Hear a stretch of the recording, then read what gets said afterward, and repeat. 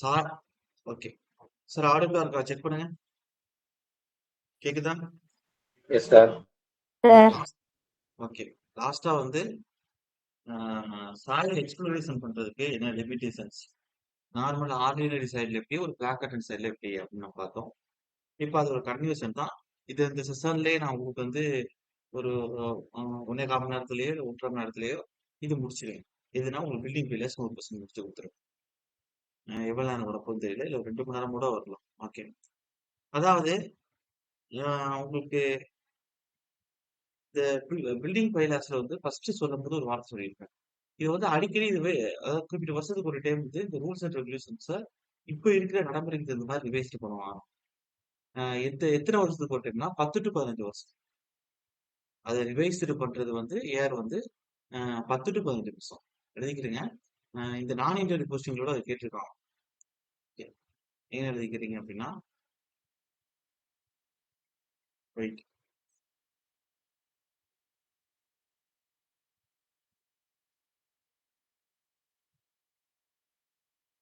Introduction சொல்லியிருப்பாங்க, அதுல மேல வந்து ரிவைஸ்டு இயர். ஆஹ்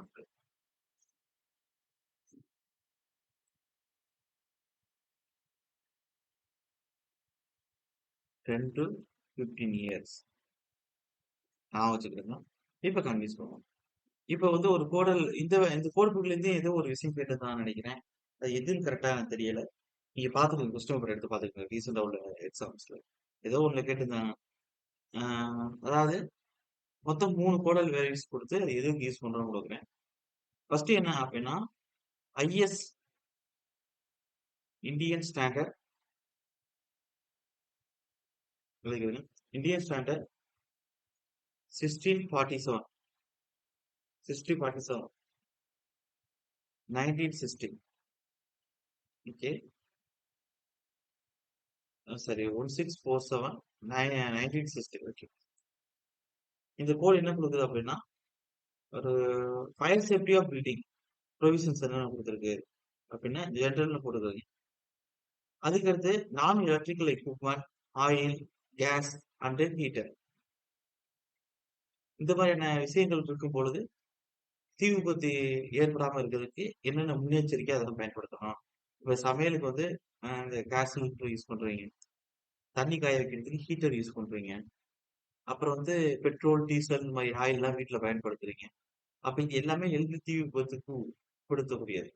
அப்ப அதெல்லாம் எப்படி வந்து நம்ம கையாளணும் அப்படின்னு சில ப்ரொவிஷன்ஸ் கொடுத்துருப்பாங்க. அதான் 1647 1960 கோடு. அப்ப இது என்ன செய்யுது அப்படின்னா covers, Kota,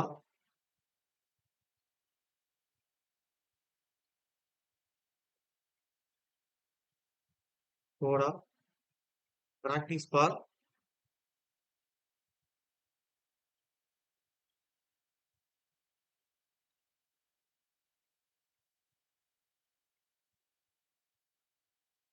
fire safety of building,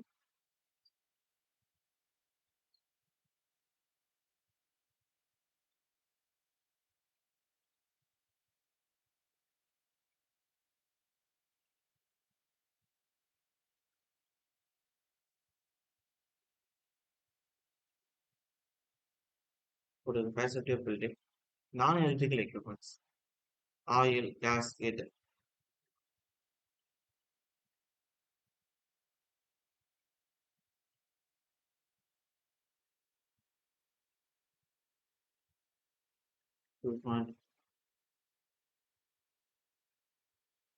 oil, gas and heater போடுது.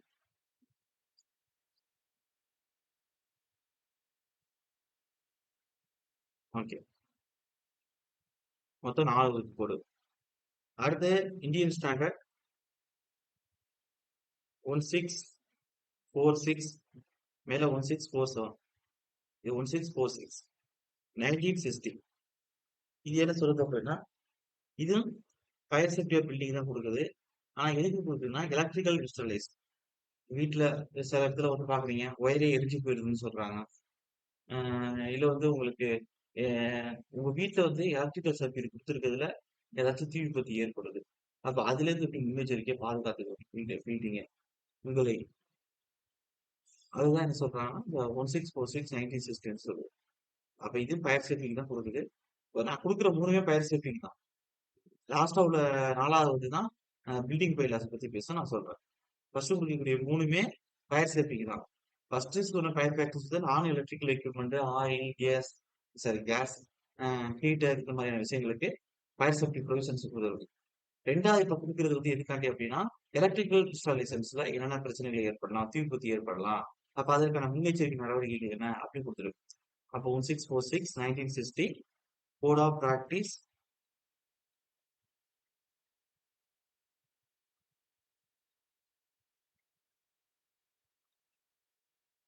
Code of practice for fire safety of building.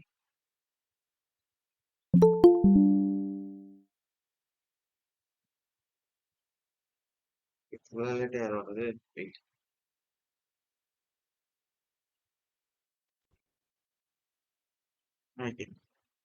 Fire safety of building என்றால், ஆனா இது எதுக்காண்டி யூஸ் பண்றோம்னா, எலக்ட்ரிக்கல் இன்ஸ்டாலேஷன். மேல சொன்னா நான் எலக்ட்ரிக்கல் எக்யூப்மென்ட் குடுத்தேன். இது எலக்ட்ரிக்கல் இன்ஸ்டாலேஷன்.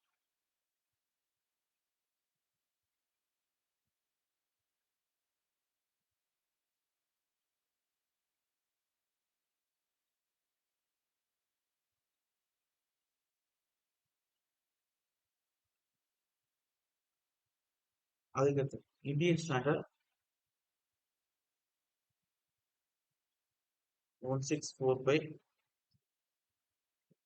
1960 இது எதுக்காண்டி யூஸ் பண்றோம் அப்படின்னா, கோட் ஆஃப் பிராக்டிஸ் எழுதிக்கிறீங்க. கோட் ஆஃப் பிராக்டிஸ்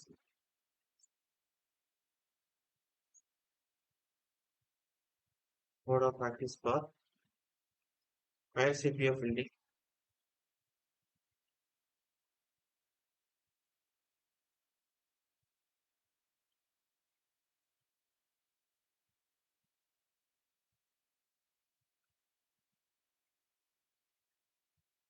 பில்டிங் என்றாலும் போடுறது. இது எதுக்குன்னா, சிம்னி சிம்னி தெரியுமா உங்களுக்கு? புகை கூட்டு மாதிரி இருக்குல்ல மேல. பெரிய பெரிய ரைஸ் மில்லாம் பெருசா சிம்னி குடுத்துருப்பாங்க. பெரிய பெரிய இண்டஸ்ட்ரியல்ஸ் அப்ப அந்த மாதிரி இடத்துலலாம் பெருசா குடுத்துருப்பாங்க. உங்க வீடுகள்ல எப்படி கிச்சன்ல இருந்து புகை கூடு மாதிரி குடுத்துருப்பாங்க. அப்ப அதான் சிம்னி. ஆ இந்த சிம்னி எப்பயுமே இந்த இந்த வெப்பத்த வந்து வெளில கொண்டு போயிட்டு, அந்த புகைய கடத்தி வெளில கொண்டு போறதுனால, எப்பயும் வந்து ஹீட்டாவே நிக்கும். அப்ப அதுக்கு என்னென்ன ப்ரொவிஷன்ஸ் இருக்கு? அப்புறம் ஆ ஃப்ளூஸ்ன்னு சொல்லுவாங்க. என்ன சார் ஃப்ளூஸ் அப்படின்னா FLUES. அதாவது அ புகை மூட்டின்னு சொல்லுவாங்க. அப்ப அது அது அது அதுக்கடுத்து ஹெர்ட்ஸ்ன்னு சொல்லுவாங்க. அடுப்பு. வீட்ல இருக்கக்கூடிய அடுப்பு. இந்த மாதிரியான விஷயங்களுக்கு தான் ஃபயர் ரெசிடென்ஸ் வந்து ஃபயர் சேஃப்டி ப்ரொவிஷன்ஸ் என்ன குடுத்துருக்காங்க அப்படிங்கிறது தான் இந்த 1645 1960 ஓட குடுக்குது. Fire safety of building in general எது எதுக்கு அப்படின்னா, சிம்னி,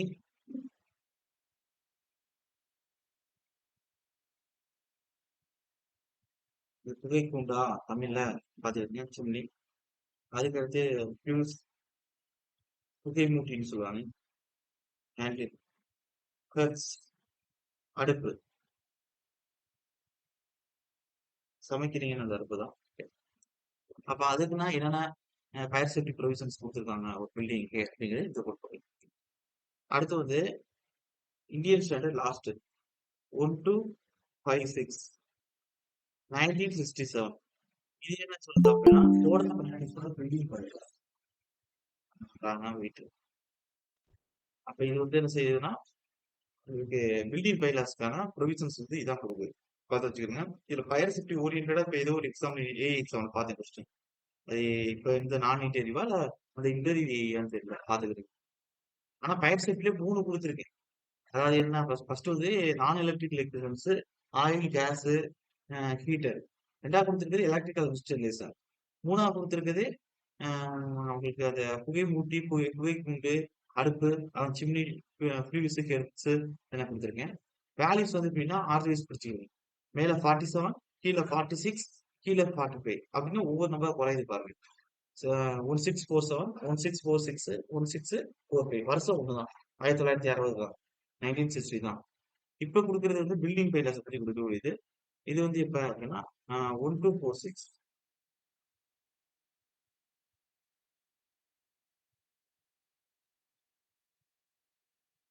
அதாவது கோட் ஆஃப் பிராக்டிஸ்னு இருக்குங்க. Code of practice for building bylaws. Building பைலாஸ்ங்கிறது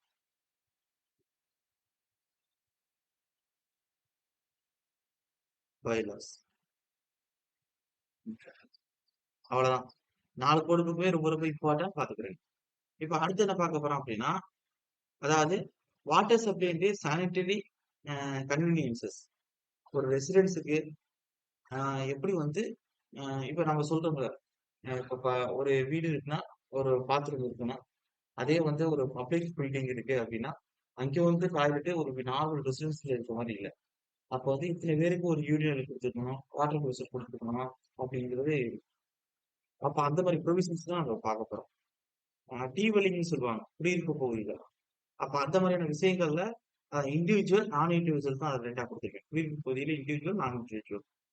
அப்போ ஒரு பாத்ரூம் இருக்குன்னா, கண்டிப்பா ஒரு டேப் வந்து புரொவைட் பண்ணியிருக்கணும்.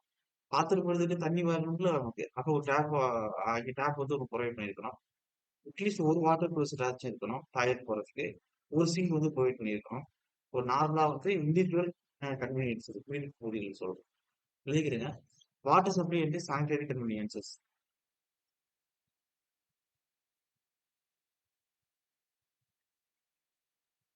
வாட்டர் சப்ளை அண்ட்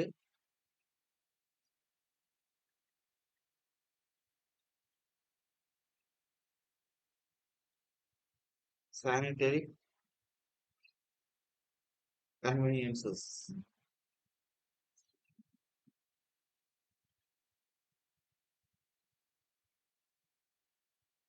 இதுல ஃபர்ஸ்ட் எப்படி குடுக்குறீங்க அப்படின்னா, ஏ வந்து ரெசிடென்சியல், ரெசிடென்சஸ்.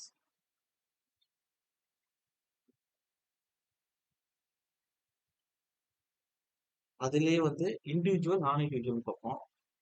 அதாவது ஃபர்ஸ்ட் வந்து என்ன அதுனா, அதாவது dwelling with individual conveniences should have at least.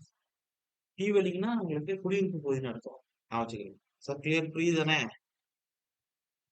Willing அதான் சொல்றேன். Dwelling. Dwelling with individual conveniences. Individual கன்வீனியன்சஸ்.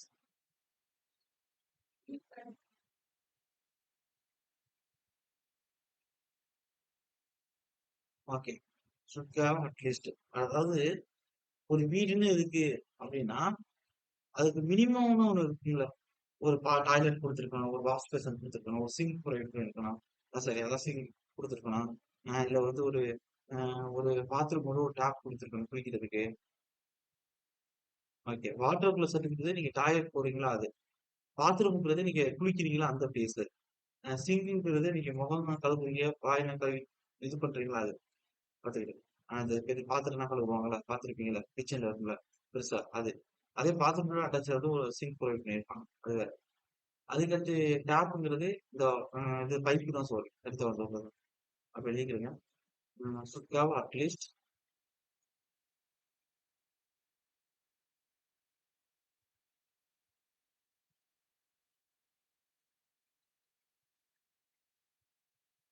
First. இதுல என்ன சார் அப்படின்னா, இதை வேணா ரோமன் லெட்டர் 1 வச்சுக்கிறேன். வேற ஸ்டார் போட்டு எழுதிக்கிறேன். அதாவது இப்ப போட்டு நல்லா சேஞ்ச் பண்றேன். அப்போ ஒரு இண்டிவிஜுவல் குடியிருப்பு பகுதிக்கு ஒரு பாத்ரூமும் வித் டேப் ப்ரொவைட் பண்ணிருக்கோம் குளிக்கிறதுக்கு. One bathroom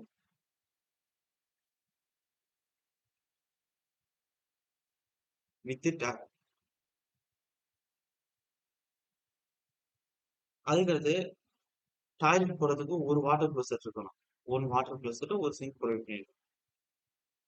one water closet and one sink.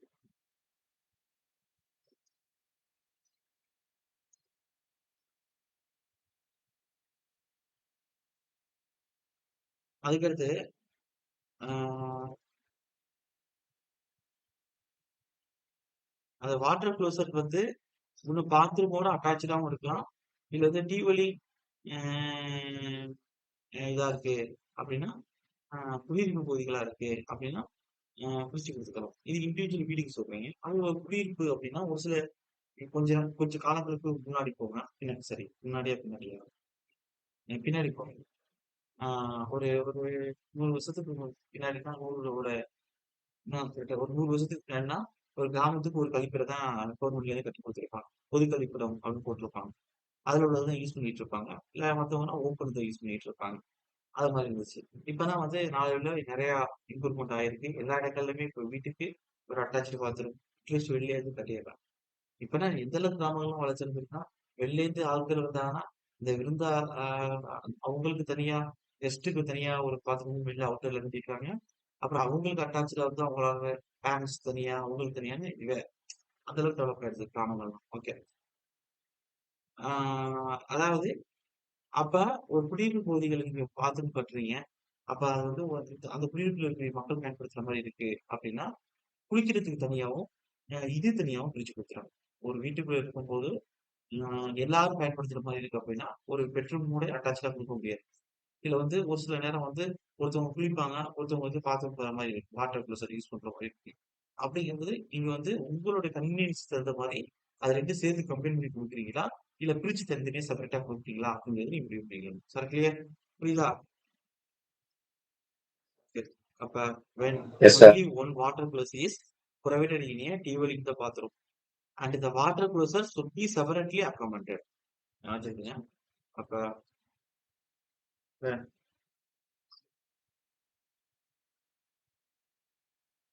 only one water closet, இதுவே வாட்டர் க்ளோசெட் வரக்கூடிய இடத்துலனா WC தான் எழுதுவீங்க. ஞாபகம் வச்சுக்கோங்க. வாட்டர் க்ளோசெட்ன்னு அர்த்தம் அதுக்கு. The water, the closet, WC is provided in a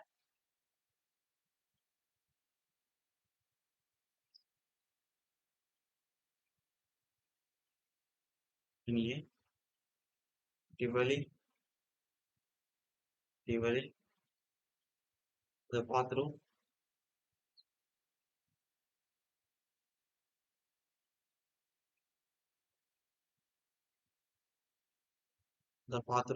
and the water closet and sorry, and the water closet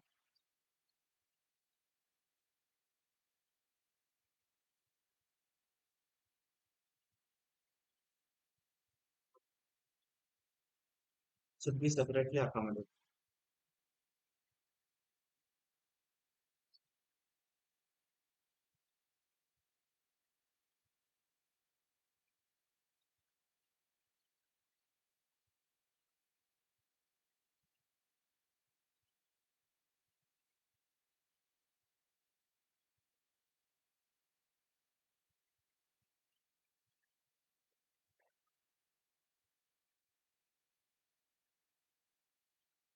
இதே வந்து நீங்க பார்த்தாலும் பார்த்துருப்பீங்க, கவனிச்சிருக்கலாம்.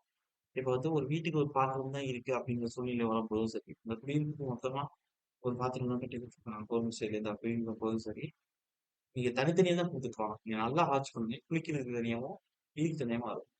ஒரு சில இடங்கள்லாம் கிராமங்கள்லாம் பார்த்தீங்கன்னா, அந்த கவர்மெண்ட் குடுத்த அந்த ப்ராஜெக்ட்டே பாழடைஞ்சு போன மாரி இருக்கும். இப்பயுமே கட்டி குடுக்குறாங்களே!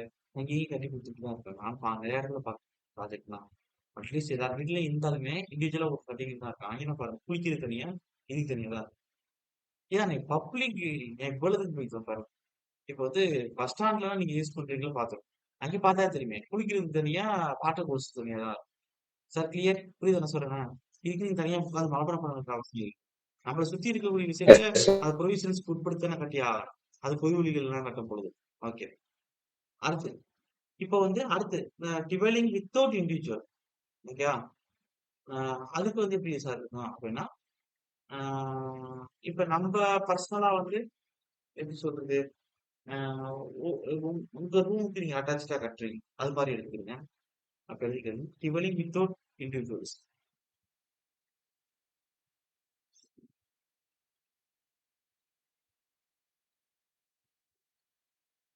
நீங்க எழுதுறேன்.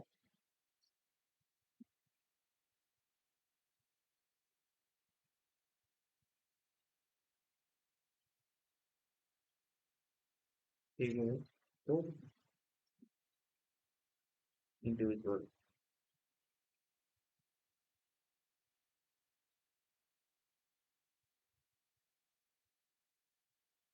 For convenience, the at least follow convenience. Conveniences போடுறீங்க. So the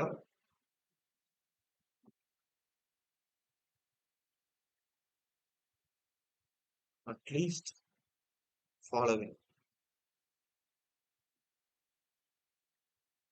Okay. என்ன சார் வரும் அப்படின்னா one tape with training arrangement in each treatment. அதாவது அங்கேயும் பாத்ரூம் இருக்குன்னா அங்கேருந்து உங்க குளிக்கிறதுக்கு தண்ணி வந்து ஃபேரட் கொடுக்குற மாதிரி வெளில ஒரு கொடுத்துருப்பாங்க. வாட்டர் ப்ரெஷர் தனியாக கொடுத்துருப்பாங்க. வாஷ் பர்சன் வச்சிருக்கீங்கன்னா அதுக்கு தனியாக கொடுத்துருப்பாங்க. அப்ப அங்கேயும் இண்டிவிஜுவலா வந்து ட்ரைனேஜ் ட்ரைனேஜ் அரேஞ்ச்மெண்ட் கொடுத்துருப்பாங்க. அப்ப ஃபர்ஸ்ட் புல்லட்ஸே போட்டுருக்கீங்க சிம்பிள். ஸ்டார் போட்டு புல்லட்ஸ் இப்படி கொடுக்குறேன். ஓகே. அதாவது ஒன் டேப் வைத்து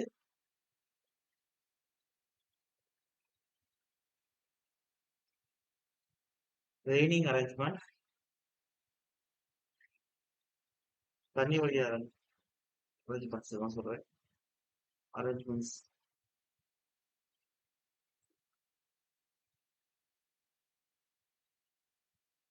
in each treatment. In each treatment போடுங்க. ஓகே. அடுத்து one water closet and one bathroom for phase 2 treatments. அதாவது என்னன்னா அப்படி எடுத்துக்க கூடாது இதை. இப்ப செப்டி டேங்க்லாம் ப்ரொவைட் பண்றோம். செப்டி டேங்க் என்ன செய்யும் வாட்டர் ப்ரெஷர் இருந்து வர தண்ணி அதில் ஊற்றுற மாதிரி இருக்கும். பாத்ரூம்ல இருந்து வர்றதும் அதில் தான் ஃபீட் பண்ற மாதிரி கலக்கிற மாதிரி. இப்போ ஒன் வாட்டர் க்ளோசர் அண்ட்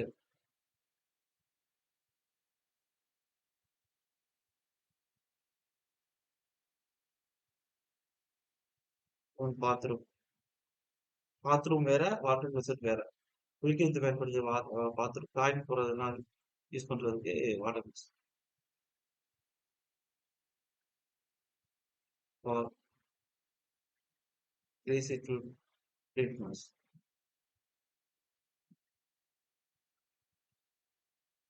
இப்ப நம்ம ரெண்டாவது குரூப்ல பயணிக்கலாம் வந்து என்னன்னா அது ஃபர்ஸ்ட் கொடுக்கறதுக்கு ஒரே இதுலயே கம்பெனியா கொண்டு போய் இது பண்ற மாதிரி வச்சிருப்பாங்க. ரெண்டாவது வந்து தனித்தனியா கொண்டு போற மாதிரி வச்சிருப்பாங்க. இப்ப பாத்தீங்கன்னா கிச்சன்ல ப்ரொவைட் பண்ணக்கூடிய சிங்குக்குன்னா தனியா பக்கத்துலயே வந்து இந்த முறை மாதிரி இறக்கிருப்பாங்க. இதே டவுன்லனா அந்த கொண்டு போயிட்டு இந்த மெயின் இந்த சாக்காட்னா போகும் நம்ம வீட்டுக்கு முன்னாடி கீழே அண்டர் கிரவுண்ட் அதோட கொண்டு போய் கனெக்ட் பண்ணிருப்பாங்க. எல்லாத்தையும் மொத்தமா சேர்த்து கேரேஜ் பண்ணி கொண்டு போற மாதிரி. இல்ல இண்டிவிஜுவல் கிராமப்புறங்கள்லாம் இண்டிவிஜுவலா எங்கேயும் வர இறக்கிருப்பாங்க கீழே. ஒருவேளை இதா அடிக்கடி வந்து கிளீன் பண்ணிட்டே இருக்கணும் அப்படிங்கிறது தான். அப்ப பேசிட்டு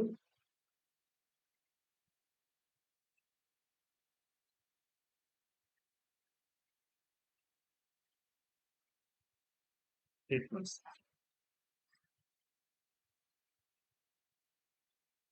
அடுத்து அடுத்து என்ன கொடுக்கலாம்னா வாட்டர் டேப் வந்து எப்படி கொடுக்கலாம்னா காமனா கொடுக்கலாம். பாத்ரூமுக்கு அதுக்கு அடுத்து வந்து உங்களுக்கு வாட்டர் ப்ரெஷர் இது காமனா கொடுக்கலாம். ஆனா இப்ப என்ன நீ பாத்துருக்கீங்க பரவாயில்ல. காமனா இதுக்கு ஒண்ணு இருக்கும் அதுக்கு ஒண்ணு இருக்கும். தனித்தனியா தான் இருக்கும். குளிக்கிறதுக்கு தனியா பயன்படுத்துற இப்ப அட்டாச்சு பாத்ரூம்லாம் இருக்கு அப்படின்னா உங்களுக்கு காமனா அந்த பாத்ரூமுக்குள்ள ஒண்ணு இருக்கும். அதுக்கு வந்து கொஞ்சம் அதே இதே தானே ஒன்னா தானே கட்டியிருக்காங்க அப்படின்ட்டு வாட்டர் ப்ரெஷருக்கு ஒண்ணு இருக்கு. நீங்க பாத்துருப்பீங்க. அப்ப எழுதிக்கிறீங்க water tap in common bathroom and common water pressure.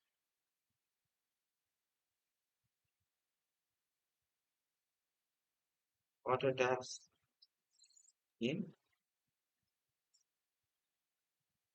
Common bathroom and common water pressure.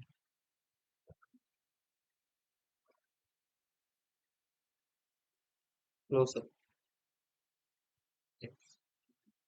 அதுக்கடுத்து building other than residences. Okay. அப்ப ரெசிடென்ஸ் குடியிருப்பு பகுதிகள் இல்லாம இருக்கக்கூடிய பில்டிங்ஸ். அப்ப என்ன பில்டிங் இருக்கும்? Public building. இதுதான் கொஸ்டின் ஏரியா பேசிக்கா வந்து டிவெலிங் வித் இண்டிவிஜுவல் கோர்சஸோ வித்தவுட் இண்டிவிஜுவல் கோர்சஸோ லைட்டா பாத்துக்கணும். வித் இண்டிவிஜுவல் கோர்ஸ் பாத்துக்கிட்டீங்க. அதுக்கு இம்பார்ட்டன்ட் கொடுத்துட்டு லைட்டா இம்பார்ட்டன்ட் வித்தவுட் இண்டிவிஜுவல் கோர்ஸ் பாக்கிறேன். இப்ப கொடுத்தது எல்லாமே பப்ளிக் பில்டிங்க்கு ஒரு ஆபீஸ், ஸ்கூலு, காலேஜஸ் இந்த மாதிரி இடங்கள்ல இப்போ ஒரு பாத்ரூம் இருக்கணும். அப்படின்னா எவ்வளவு இதுக்குள்ள அந்த ரூமோட ஸ்பேஸ் இருக்கணும்.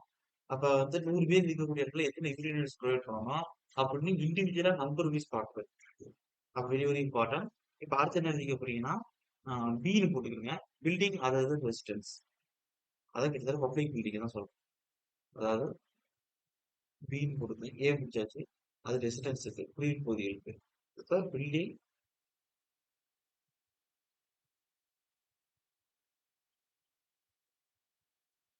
அதாவது residence.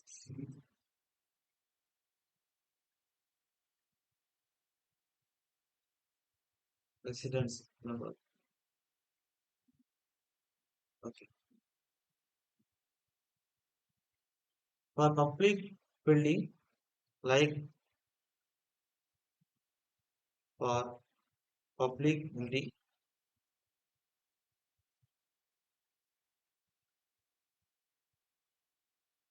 like as offices, schools, colleges,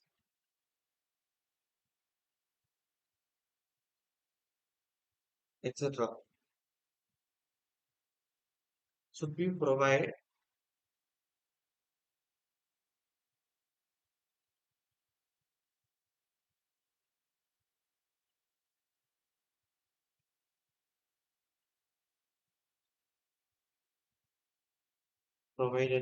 should be provided is determined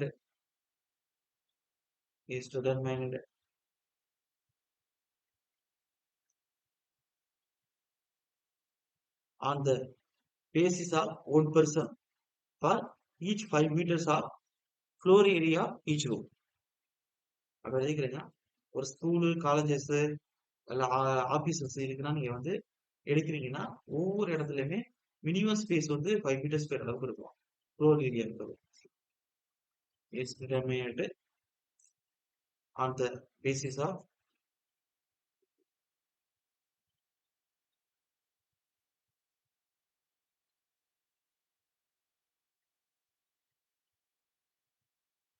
one person for each 5 metre square of floor area each room.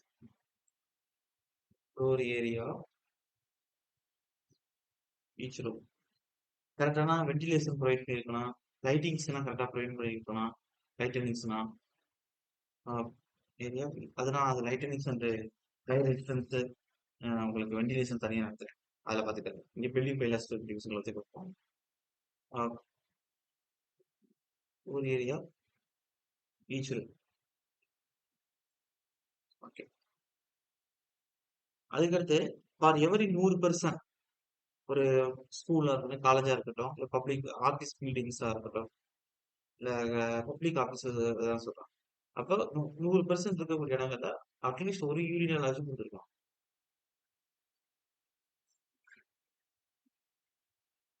அதுக்கு சானிடரி யூனிட் வந்து ஆறுது வந்து அங்கேயே வச்சிருக்கோம். குப்பைகள்லாம் போடுறதுக்கு இந்த மாதிரி வசதி ஃபார் எவரி 100% நினைக்கிறேன்.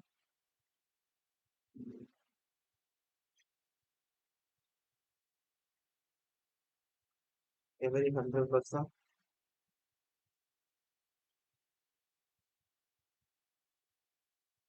தேர் should be one urinal.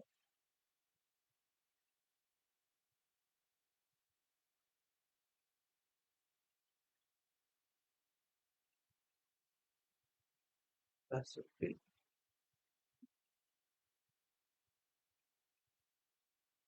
One urinal.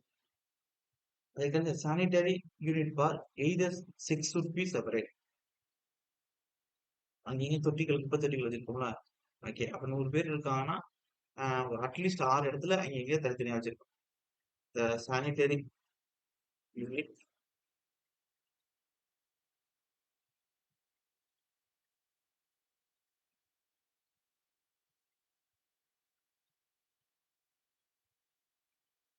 Unit for either 6 should be separate.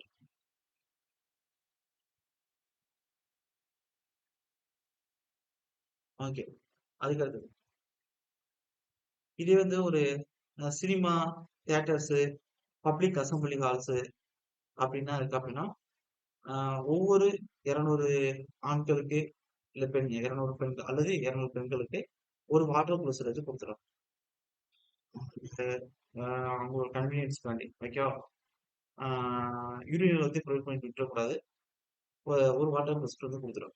நான் சொல்றது 200 ஆண்கள் 200 பெண்களுக்கு அப்படி சொல்ல 200 ஆண்களுக்கு இந்த சைடு ஒரு தியேட்டர்ல கொடுத்துருக்காங்கன்னா அதே மாதிரி 200 பெண்களுக்கு அந்த சைடு கொடுத்துருக்கோம் கன்சிடர் பண்ணி. இல்லை ஒரு 1000 பேர் இது பண்ணக்கூடிய இது இருக்குன்னா அட்லீஸ்ட் ஆண்களுக்கு வந்து ஒரு 500 பேர் இருக்க போறாங்க, ஒரு 600 பேர் இருக்க போறாங்கன்னா கன்சிடர் பண்ணி இங்கிட்ட வந்து உங்களுக்கு ஒரு 4 வாட்டர் க்ளோசர் கொடுத்துருக்கோம், அந்த சைடு ஒரு 4 வாட்டர் க்ளோசர் கொடுத்துருக்கோம். சார் கிளியர் புரியுதா? அடுத்து அதே அதே வந்து எழுதிக்கிறேன். இது வந்து பப்ளிக் பில்டிங் கொடுத்துட்டேன். ஓகே. இப்ப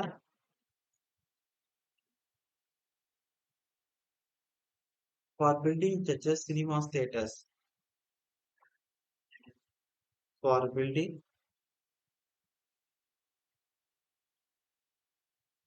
churches,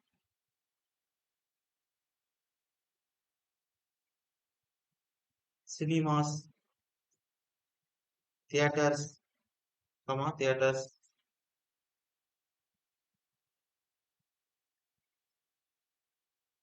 and public assembly hall.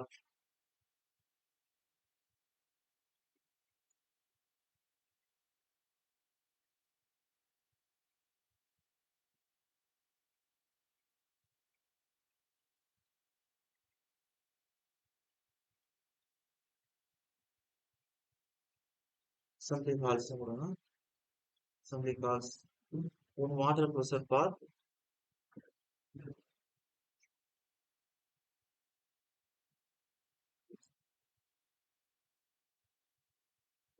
water pressure for every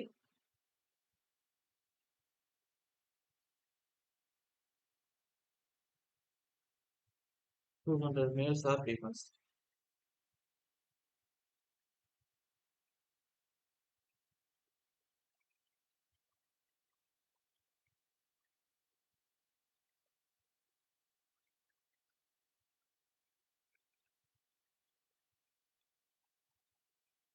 That should be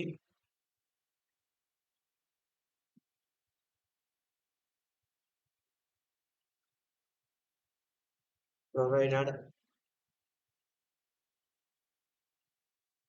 urinals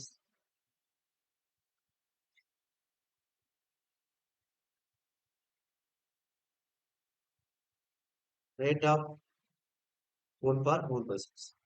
அதே மாதிரி 200 பேருக்கு ஒரு வாட்டர் ப்ளஸ் கொடுக்கலாம். 1000 பேர் இருக்கக்கூடிய ஒரு தியேட்டர்ல நம்ம கால்குலேட் பண்ணி பார்த்தாலுமே ஒரு அதுல 600 பேரு ஜென்ஸ் வராங்க, ஒரு 400 பேரு ஆவரேஜா ஃபீமேல் வராங்க அப்படின்னு முடிவு பண்ணிட்டோம். மேல் ஃபீமேல் வராங்க அப்படின்னா அந்த 600 பேரை 200 பேரை பிரிச்சு நம்ம என்ன பண்ணா 3 4 வாட்டர் ப்ளஸ் ப்ரொவைட் பண்ணணும். அட்லீஸ்ட் 3 வச்சு கொடுக்கணும். அதை ஃபாலோ பண்ணி தான் சில தியேட்டர்ஸ்னா கட்டணும். நீங்க 1000 இருக்கைகள் இருக்கக்கூடிய ஒரு தியேட்டர்ஸ் நீங்க பாருங்க, 3 வாட்டர் ப்ளஸ் கொடுத்துருப்பாங்க. அதே மாதிரி 100 பெர்சனுக்கு ஒரு யூனியன் கொடுக்கணும். அட்லீஸ்ட் அட்லீஸ்ட் 6 ப்ரொவைட் பண்ணிருக்கணும். நல்லா செக் பண்ணி பாருங்க. ஏன்னா தியேட்டர்ஸ்லாம் பெரிய கமர்ஷியல் பிளேசஸ். அப்ப அதுனா வந்து அந்த பர்ட்டிகுலர் அந்த இது அதிகாரிகிட்ட அப்ரூவல் வாங்கி தான் பண்ணணும். அப்படிங்கும்போது அடிக்கடி வந்து தியேட்டர்ஸ்லாம் வந்து ஒரு அழைச்சிட்டு இது பண்றதுல நம்ம வீடு கட்டினோடனே மூடிட்டு அப்படி உள்ளுக்குள்ள இருக்க முடியாது இல்லையா. அது வந்து ஓப்பன் பிளேசஸ். அதிகாரிகளோட நாளைக்கு படம் பார்க்கறது கூட வந்திருக்கலாம். அப்ப யாரோ ஒருத்தவங்களோட வந்திருக்கலாம். அப்படிங்கும்போது பெரிய பிரச்சனைக்கு உள்ளாகக்கூடிய இடங்கள். அதனால கரெக்டா வந்து ப்ரொவிஷன்ஸ் ஃபாலோ பண்ணணும். அந்த தியேட்டர்ஸ் எல்லாம் கரெக்டா இருக்கு நீங்க பாத்தீங்கன்னா.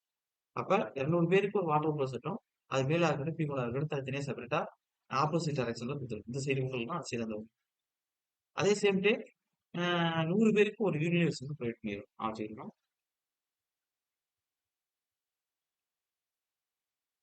Provide universe should be provided the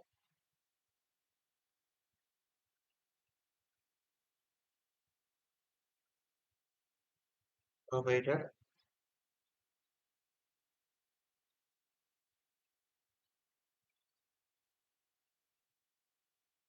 at the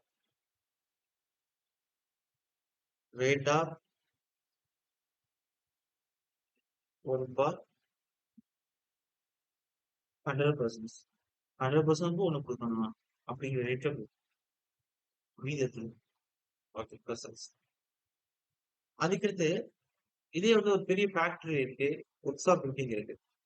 அப்ப அந்த மாரி இடங்கள்ல எப்படி குடுக்கணும் அப்படின்னா, மினிமம் ஆர்டர் பெர்சன்ட் வந்து 6 குடுக்கணும்.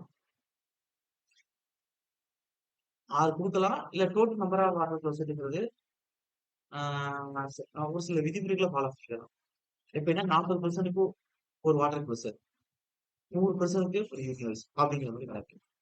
சார் நான் திரும்பவும் சொல்றேன். இப்ப எங்க சொல்றேன்னா, இப்ப ஒரு தொழிற்சாலைகள், பெரிய பெரிய ஃபேக்டரி, ஒர்க்ஸ் ஆஃப் பில்டிங் இந்த மாரி இருக்கக்கூடிய இடங்கள்ல minimum 6 water person குடுத்துருக்கணும்.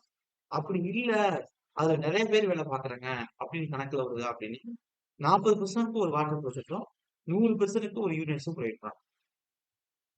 Sir clear? புரியுதா நான் சொல்றேன்? ஓகே. நான் திரும்பவும் சொல்றேன். எஸ் அதாவது சார். நான் புதுசா இருக்கக்கூடிய சிலபஸ்ல இருக்கக்கூடிய நோட்ஸ்கள் எல்லாமே ரொம்ப ரேர். ஆத்தமொழி டெய்ல்ஸ பத்தி நான் குடுத்த நோட்ஸா இருக்கட்டும், ப்ரோக்ராம் நோட்ஸா இருக்கட்டும், இதெல்லாம் ஸ்டாண்டர்ட் புக்ஸ் தான் எங்கேயும் ஒரு இது நான் உங்களுக்கு குடுக்கலன்னா, அதுக்கு முன்னாடி நான் அவ்வளவு தேடி இருக்கணும். ஒரு கிளாஸ் வந்து கையில நோட்ஸ் இருக்குன்னா, அது ப்ரிப்பேர் பண்றது பெரிய விஷயமே இல்ல எனக்கு. 5 மினிட்ஸ்ல ப்ரிப்பேர் பண்ணிடுவேன். ஆனா, அது நம்ம கரெக்ட்டான சோர்ஸஸ் கிடைக்கணும். அந்த சோர்ஸஸ அது எப்படி பிரிச்சிருந்ததுன்னா, கம்பேர் பண்ணி பார்க்கணும். இதுல இருந்து கேட்பான கொஸ்டின். ஒருத்தர் குடுக்க போறோம்னா, இது ஓரியன்டா லாஸ்ட்டா கேட்டிருக்கானா? அப்படின்னு ஃபர்ஸ்ட் பார்க்கணும். கேட்டதுக்கு எதுக்கு கொஸ்டின் இருப்பான். அவன் சிலபஸ் குடுத்துட்டாங்கிறது தானே கொஸ்டின் ஒரு நோட்ஸ் குடுக்குறது. அப்ப அத நீங்க யூட்டிலைஸ் பண்ணிக்கணும்னா, கொஞ்சம் நீங்க வந்து படிக்கிற குடுத்த நோட்ஸ நீங்க யூட்டிலைஸ் பண்ணிக்கணும். நல்லா யோசிச்சு பாருங்க. அவங்க செப்பரேட்டா குடுக்கக்கூடிய நியூ நியூ ஆப்னக்கூடிய டாபிக்ல இருந்து, அப்புறம் வந்து இந்த வித்தியாசப்பட்ட சப்ஜெக்ட்ல இருந்து தான் அதிக கொஸ்டின்ஸ் கேட்கறாங்க. இப்ப எக்ஸாம்பிள் நான் சொல்லணும்னா, ஒரு டிகிரி லெவல்ல படிச்சிருக்கீங்கன்னு வச்சுக்கோங்களேன். ஒரு இன்டர்வியூ, நான் இன்டர்வியூ கொஸ்டின் ப்ரிப்பேர் பண்ணிட்டு இருக்கீங்கன்னா, அது எக்ஸ்ட்ரா ஃபிட்டிங் எது இருக்கும்? இப்ப வந்து இப்ப ஒரு ஆ நார்மலா வந்து ஒரு டிப்ளோமாக்கு அதுக்கும் கம்பேர் பண்ணும்போது எக்ஸ்ட்ரா ஃபிட்டிங்னு பார்த்தோம்னா, சப்ஜெக்ட் வைஸ் இல்லாம சின்ன சின்ன குட்டி சப்ஜெக்ட் இருக்கும். இப்ப இரிகேஷன் இன்ஜினியரிங், ஹைட்ராலஜி, குரோமாட். இப்ப இதெல்லாம் நீங்க ரேஷியோ போட்டு பார்த்தீங்கன்னா, ஜஸ்ட் நான் சொல்ற 3 பத்தி ரேஷியோ எடுத்து பாருங்க. இரிகேஷன் இன்ஜினியரிங் 7 to 8 கொஸ்டின் கேட்டுட்டு இருக்கான் எப்பயுமே. இப்ப லாஸ்ட்டா நடந்த இங்க ரொம்ப வேணாம். இப்ப நான் இன்டர்வியூல பாருங்க 7 to 8 question irrigation engineering. 4 to 5 question உங்களுக்கு ஹைட்ராலஜி. கரெக்ட்டா 2 கொஸ்டின். ப்ராப்ளம் இருந்துச்சு. இது நான் சொல்ற 3 இதுல. குரோமாட் அப்ப அதுல 7 to 8, 8 கொஸ்டின் தான் வாங்கிட்டு இருக்கு. 8, இதுல 4, 12, இதுல 2. 12, 14 கொஸ்டின். ஆனா, மென்டாலிட்டி எப்படி இருக்கும்? சின்ன சப்ஜெக்ட் தானே அதெல்லாம் விட்டுட்டு போயிரலாம். இவ்வளவு படிச்சிருக்கணும் அப்படி இருக்கும். இதுல ஒருத்தமே 14 கொஸ்டின் சார். அப்புறம் எப்படி போஸ்டிங் கிடைக்கும்? எப்படி நீங்க 10 கொஸ்டின் தப்பு பண்ணுவீங்க? மினிமம் 200க்கு 190 கொஸ்டின் உங்களுக்கு தெரியும். அப்ப இது ஒருத்தமே 14 கொஸ்டின் பாருங்க. நான் சொல்றதுல. அப்புறம் பில்டிங் பைலாஸ் வாங்க. இதுல 3 கொஸ்டின். அந்த ஃபயர் சேஃப்டி, லைட்டனிங்ஸ் அதுல வந்து 3 கொஸ்டின். 6 கொஸ்டின். அங்கிட்டு 14 இங்கிட்டு 6. இதுலயும் 20 கொஸ்டின் இருந்துச்சு. அதுக்கடுத்து நடத்துவேன். சிஎம்சிக்கு வந்து எக்யூப்மெண்ட்ஸ் தனியா போட்டு நடத்துவேன் கோர்சஸ். அதுல ஒரு கொஸ்டின் பொறுத்துக்க மாரி கேட்டிருந்தாங்க. கிரேன்ஸ் யூஸ் பண்றதா இருக்கட்டும், கன்ஸ்ட்ரக்ஷன் யூஸ் பண்ற எக்யூப்மெண்ட்ஸ் எல்லாம். அப்ப இதெல்லாம் யாருமே படிக்க மாட்டாங்க. அது போஸ்டிங் வாங்குறவங்க படிச்சிருவாங்க. மத்தவங்க மீட் பண்ணிட்டே போயிட்டு இருப்பாங்க. இதுல ஒருத்தமே 20 கொஸ்டின் சார். இதுல நீங்க தான் எவ்வளவு இருக்கீங்க? 180. இந்த 180ல நீங்க எவ்வளவு தப்பு பண்ணுவீங்களோ? கிளியர்? என்ன சொல்ல புரியுதா உங்களுக்கு? அனாலிசிஸ் பண்ணாம எஸ் சார். போஸ்டிங் வாங்கவே முடியாது. நினைச்சுக்கங்க நீங்க எப்பயுமே. ஒரு ஏஐக்கு நீங்க உங்களால ஒரு நல்ல எக்ஸாம் பண்ணாத கொஸ்டின் வரலன்னா, யோசிங்க. காலத்த யூஸ் பண்ணுங்க. யோசிங்க. இவ்வளவு சப்ஜெக்ட் படிக்கல. சின்ன சின்ன குட்டி சப்ஜெக்ட் எல்லாம் கேட்க மாட்டான்னு நினைச்சுட்டு விட்டு போயிருக்கோம். இதுல இருந்தே 20 கொஸ்டின் வந்திருக்கு அப்படின்னா, பாத்துக்கிறீங்க நீங்க. மினிமம் நீங்க எந்த அளவுக்கு நல்லா படிச்சீங்கனாலும் 20 கொஸ்டின் தப்பு பண்ணுவீங்க. ஒரு இன்டர்வியூ, நான் இன்டர்வியூ கொஸ்டின்ல. நான் அடிச்சு சொல்றேன். 180 கொஸ்டின் நீங்க வந்து இப்ப 10 யூனிட் தரமா கரைச்சு குடிச்சிட்டேன் சார் அப்படின்னாலுமே, உங்கள அறியாம ஒரு 5, 6 கொஸ்டின் கவனக்குறைவு தவறு தவறு ஏற்படும். அதுக்கடுத்து உங்கள உங்க அறியாமயே ப்ராப்ளம் செக் பண்ணும்போது, ஒரு சில விஷயங்கள ப்ராப்ளத்துல 2 கொஸ்டின் தப்பு பண்ணுவீங்க. 7 கொஸ்டின் ஆச்சு. மீதி ஒரு 13 கொஸ்டின் உங்களுக்கு தெரிஞ்சிருக்கலாம். இல்ல அந்த நேரத்துல நீங்க மாத்தி அடிச்சிருக்கலாம். இந்த மாரி விஷயங்கள் இருக்கும். Maximum 20, minimum 15. இது வந்து எப்பயுமே பிக்ஸ்டா ஒரு இன்டர்வியூ, நான் இன்டர்வியூ சிலபஸ்க்கு ஒரு பெர்சன் பண்ணக்கூடிய தப்பு. 180க்கு மேல கொஸ்டின் தான் போடுறது ரொம்ப ரேர். பெர்சன்டேஜ் கம்மி. 1% ஸ்டூடண்ட் வேணா அத செய்யலாம். அப்ப எப்பயுமே உங்கள்ட்ட 180 கொஸ்டின் தான் இருக்கும். அப்படி கணக்கு. நல்லா படிக்கிறவங்களுக்கு. ஃபுல் நோட்ஸ் நீங்க தராம படிச்சிருந்தாலும். அப்ப அப்படி இருக்கக்கூடிய பட்சத்துல நீங்க இங்கிட்ட 20 கொஸ்டின் விடுறீங்கன்னா, அப்ப எப்படி பாசிட்டிவ் வாங்க முடியும்? யோசிச்சுக்கங்க. ஓகே. தவறுகள் நம்மட்ட தான் இருக்கு. அதுக்கான சொல்யூஷனும் நம்மகிட்ட தான் இருக்கு. அப்ப மத்த சப்ஜெக்ட்ட வந்து நம்ம இது பண்ற இப்ப ஸ்ட்ரென்த் ஆஃப் மெட்டீரியல்ல ஒரு 2 கொஸ்டின் தப்பு பண்ணியிருக்கீங்க. ஐயா 2 கொஸ்டின் தப்பு பண்ணிட்டேன்னு திருப்பி திருப்பி ஸ்ட்ரென்த் ஆஃப் மெட்டீரியலுக்கு நீங்க டைம் ஸ்பெண்ட் பண்றதுக்கு, இந்த மாதிரியான சப்ஜெக்ட்களுக்கு நீங்க ஒரு 2 நாள் டைம் ஸ்பெண்ட் பண்ணாவே, இப்ப அடுத்து நான் ஏப்ரல் மாசம் அதுலயே உங்களுக்கு இதாயிரும். 2 நாள் டைம் ஸ்பெண்ட் பண்ணாவே உங்களுக்கு என்ன ஆயிரும்? இதுல ஒரு சில பேர் பல ஸ்டூடண்ட்ஸ் இருக்கீங்க, நான் அவங்க சொல்றேன். அதெல்லாம் படிக்காம போயிருக்கீங்க, நடத்துவீங்க. அது புரியுது. அப்ப இந்த அளவுக்கு உங்களுக்கு இம்பாக்ட்ட கிரியேட் பண்ணியிருக்கும்போதே பாருங்க. அதான் சொல்றது.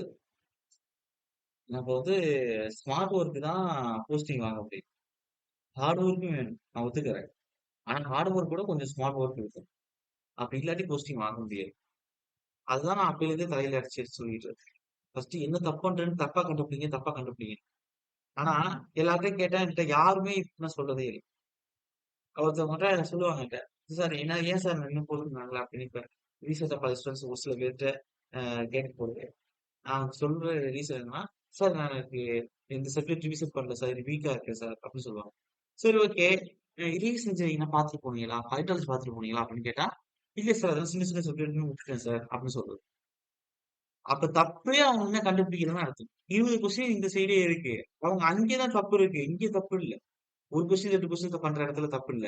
அது எப்படி வந்து ஒரு பெரிய அளவுல 40, 45 கொஸ்டின் இது பண்ணியிருக்கோம். இங்கிட்டு தான் தப்பு இருக்கு.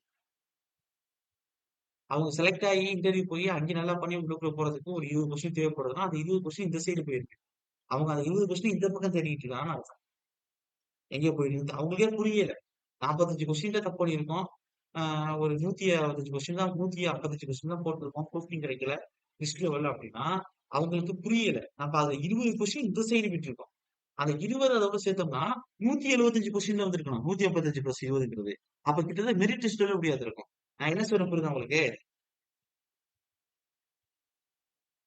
ஆனா, அப்ப சொன்ன அந்த 20 கொஸ்டின் ஏரியாவும் சின்ன சப்ஜெக்ட். ஒரு 40 பக்கம், 50 பக்கம் இருக்கக்கூடிய நோட்ஸ். அதான் சொல்றேனே, நான் எல்லாருக்கும் குழந்தை மாரி உட்கார்ந்து சொல்ல முடியாது. நான் ஓரளவுக்கு தான் ட்ரை பண்ண முடியும்.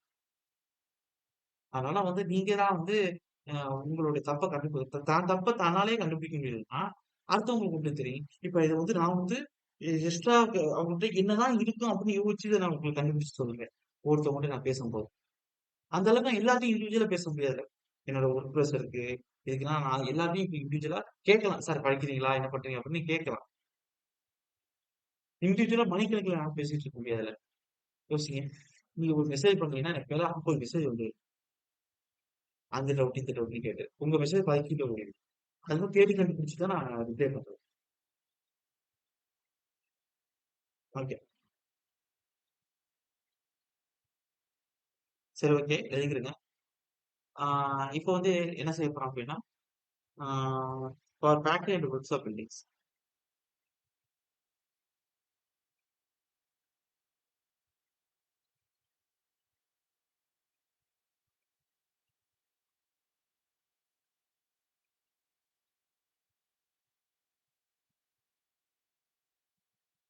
Goods of buildings. There should B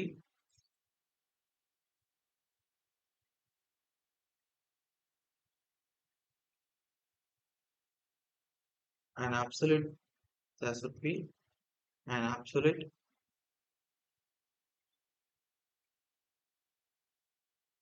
minimum on water pressure for either 6 and total number of water pressure at units are provided as following here. Minimum 6 குடுத்துருக்கணும். அப்படி இல்லாட்டி சில விஷயங்கள் நாங்க குடுக்குறோம். அதை ஃபாலோ பண்ணிக்கிறேன்னு கொடுத்தாங்க. அதை 40% போடணும், 100% போடணுங்கிற மாதிரி. யூரின் 100% போடணும், 40% போடணும் water percent. Absolute minimum 1 water percent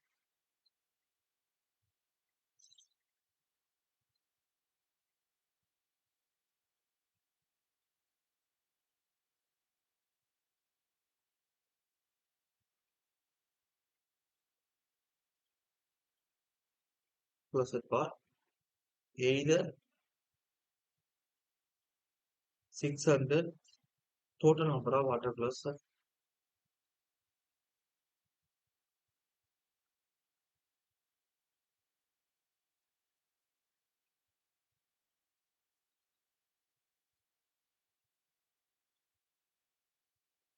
and the urinous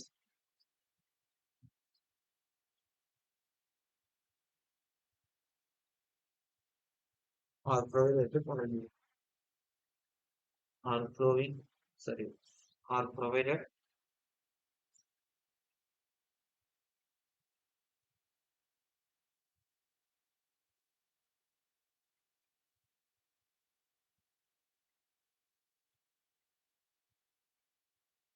following 1 water plus for every 40 persons.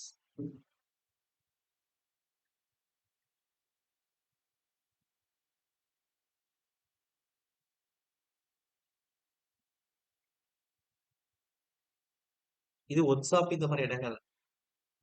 அதே மேல வந்து நம்ம என்ன கொடுத்துருப்போம், 200 மேல் ஃபீமேல்ஸ்க்கு ஸ்ரீமத் தேட்டர் இந்த மாதிரி இடங்கள்ல ஒரு வாட்டர் ஃபெஸ்ட் கொடுக்கும். எதாவது எந்த நேரத்துல எது மாறுபடுது யூனிவர்ஸ் வந்து மாறுபடல. அங்கேயே 100 பேருக்கு ஒண்ணுதான், இங்கேயே 100 பேருக்கு ஒண்ணுதான். அப்ப வாட்டர் ஃப்ளோஸ் இருப்பா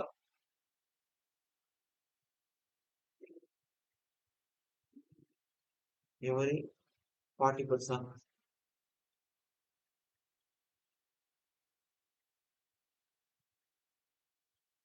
persons and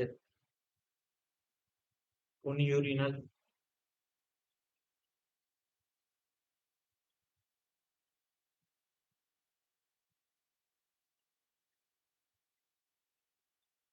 for every 100%.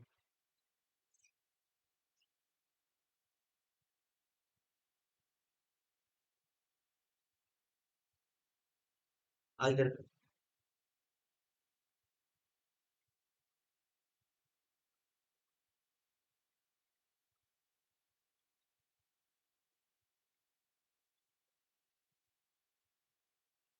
அதுக்கு நம்பர் ஆஃப் பர்சன்ஸ் எவ்வளவு பாக்டீரியா இருக்காங்க அதுக்கு தகுந்த மாதிரி அந்த ஃப்ளோர் ஏரியா வந்து பெர் மீட்டர் ஸ்கொயர் விடணும். ஒரு மாசம் ஒரு பர்சனுக்கு பெர் மீட்டர் ஸ்கொயர் அளவுக்கு ஃப்ளோர் ஏரியா விடணும். ஒரே இடத்துல வந்து அளவுக்கு அதிகமான பேர் நின்னு வேலை செய்யறாங்க அப்படின்னா அவங்களுக்கே அவங்க உடம்பு ஹீட்ல ஏற்படக்கூடிய அந்த இதனால ஆஹ் மயக்கம் அடைகிறதுக்கு இதுல வந்து ஆஹ் ஒரு வகையான பிரச்சனைகள் ஏற்படலாம் அவங்களுக்கு. அப்போ ஒரு ரூம்ல வந்து இவ்வளவு பேர் தான் இருக்கணுங்கிறது நம்ம நம்மளோட நம்ம ஹியூமனோட உடம்பே ஹீட்டை வெளிப்படுத்தும். அப்படிங்கும் பொழுது ஒரு ரூம்ல வந்து இந்த அளவுக்கு தான் புழுக்கம் இருக்கணும் அப்படின்றது. காற்றோட வசதி நல்லா இருக்கும், இல்லாட்டி புழுக்கம் ஏற்பட்டு மூச்சு திணறல் ஏற்படுறது கூட வரும். அப்ப இதை எழுதிக்கிறேன். அப்ப எந்த அளவுக்கு ஸ்பேஸ் இருக்கும்னா நோட் போட்டு கூட எழுதிக்கிறேன். நோட் அதாவது the number of persons in factory,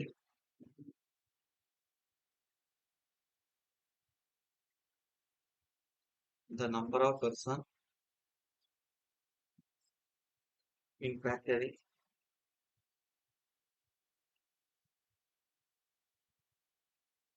are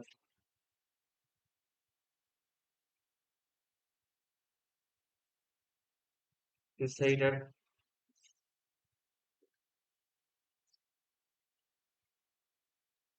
on the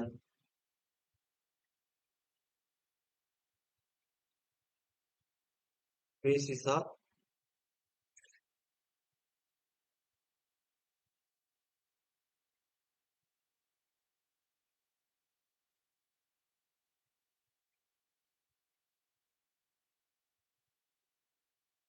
on the basis of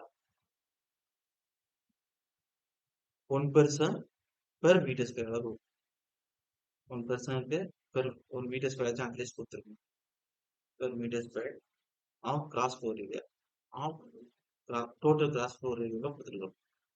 அப்ப எத்தனை பேர் இருக்காங்களோ அதுக்கு தகுந்த மாரி. 100 பேர் ஒர்க் பண்றாங்கன்னா, அதுக்கு தகுந்த மாரி ஏரியா இருக்கும். ஓகே. அதுக்கு அடுத்து இப்ப வந்து உங்களுக்கு இதெல்லாம் குடுத்தாச்சு உங்களுக்கு. வாட்டர் சப்ளைன்ட்டு சானிட்டரி கன்வீனியன்ஸஸ் எல்லாம் குடுத்தாச்சு. இப்ப அடுத்து என்ன பார்க்க போறோம்னா, இந்த structural design or size of the structures எப்படி இருக்கும்? அப்படின்னு ஒரு சில விஷயங்கள் குடுக்க போறேன். இப்ப ஸ்ட்ரக்சர் ஓரியன்டடா என்னென்ன பில்டிங் பைலர்ஸ்ல வந்து ஒரு சில விஷயங்கள் குடுத்துருக்காங்க. ஆல்ரெடி மேலேயே குடுத்துட்டேன். இந்த செட் பேக் இந்த மாரி விஷயங்கள்லாம்.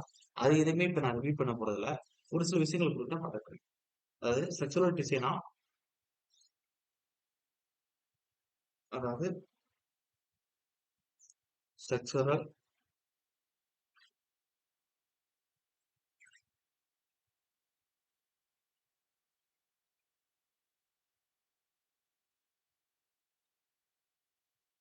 Design R sizes and sections. Okay. Heading குடுக்கணும். ஒவ்வொன்னா பார்க்கலாம்.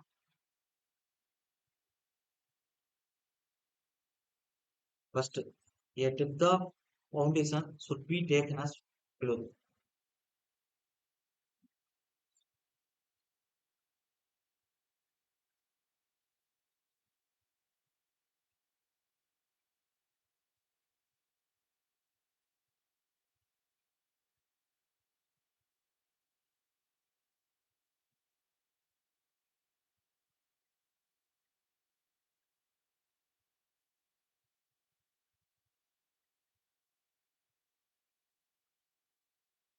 Below. For single story building வந்து எந்த அளவுக்கு கொடுக்கணும் அப்படின்னா, நம்ம கிரவுண்ட் லெவல்ல இருந்து 0.7 போயிட்டு 1 மீட்டர் அளவுக்கு கொடுக்கணும். அந்த அளவுக்கு சொன்னா போதும். அதாவது ஃபார்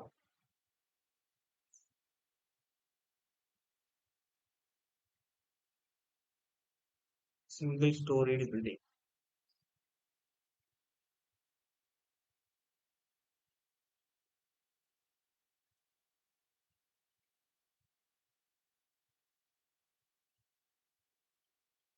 எவ்வளவு அப்படின்னா 0.75 to 1 metre below finished ground level.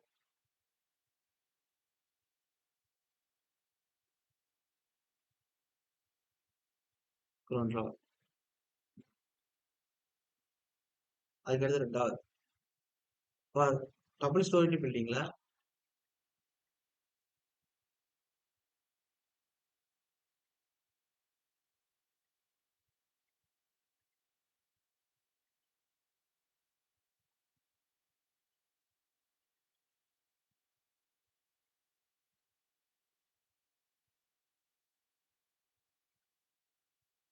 ஒரு metre to 1.3 metre below finished ground level இருக்கும்.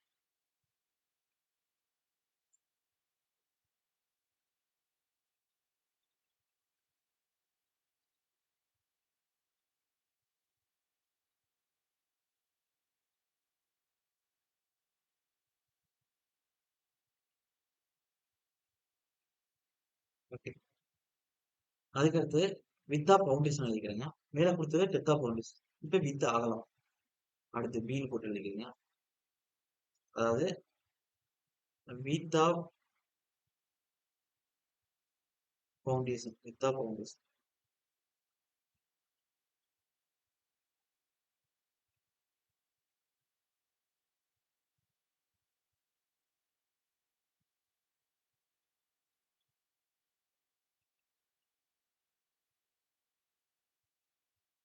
இப்போ வந்து நம்ம thickness of the volume spread பவுண்டேஷனோ இல்ல ஸ்டெப்டு புட்டிங்ஸோ கொடுக்குறோம் அப்படின்னா அதோட வித்தி எந்த அளவுக்கு இருக்குன்னா ஒரு ஹாஃப் பிரேக் வித் அளவுக்கு இருக்கும். 5 சென்டிமீட்டர் அளவுக்கு இருக்கும். அது கீழே மேல போட்டு லைட்டா போட்டுருந்தீங்கன்னா கீழே வந்து நான் அப்ப 2 பாயிண்டா கொடுத்துருந்தேன். அதாவது the thickness of volume spread foundation. இப்போ ஸ்ப்ரெட் பவுண்டேஷன் வந்து வால் வந்து நீங்க இது பண்ணுங்க. அதுக்கு வால் சுத்தி கட்டுறாங்கல்ல அதுக்கு இல்ல ஸ்டெப்டு புட்டிங்ஸா இருக்கட்டும். அதாவது எப்படி எழுதுறீங்கன்னா இப்படி போட்டுட்டு அதாவது இந்த thickness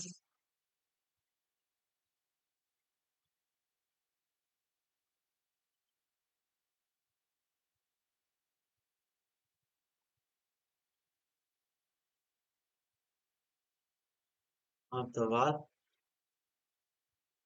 and is spread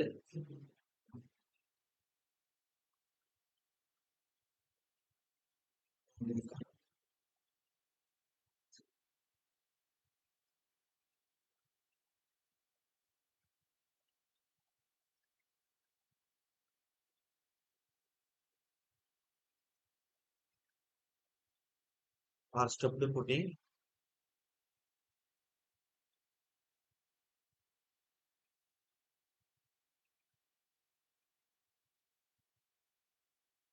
puttings is expanded by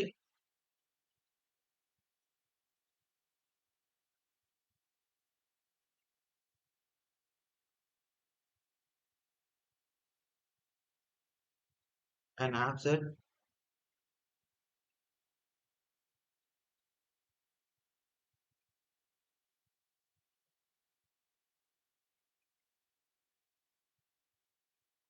on each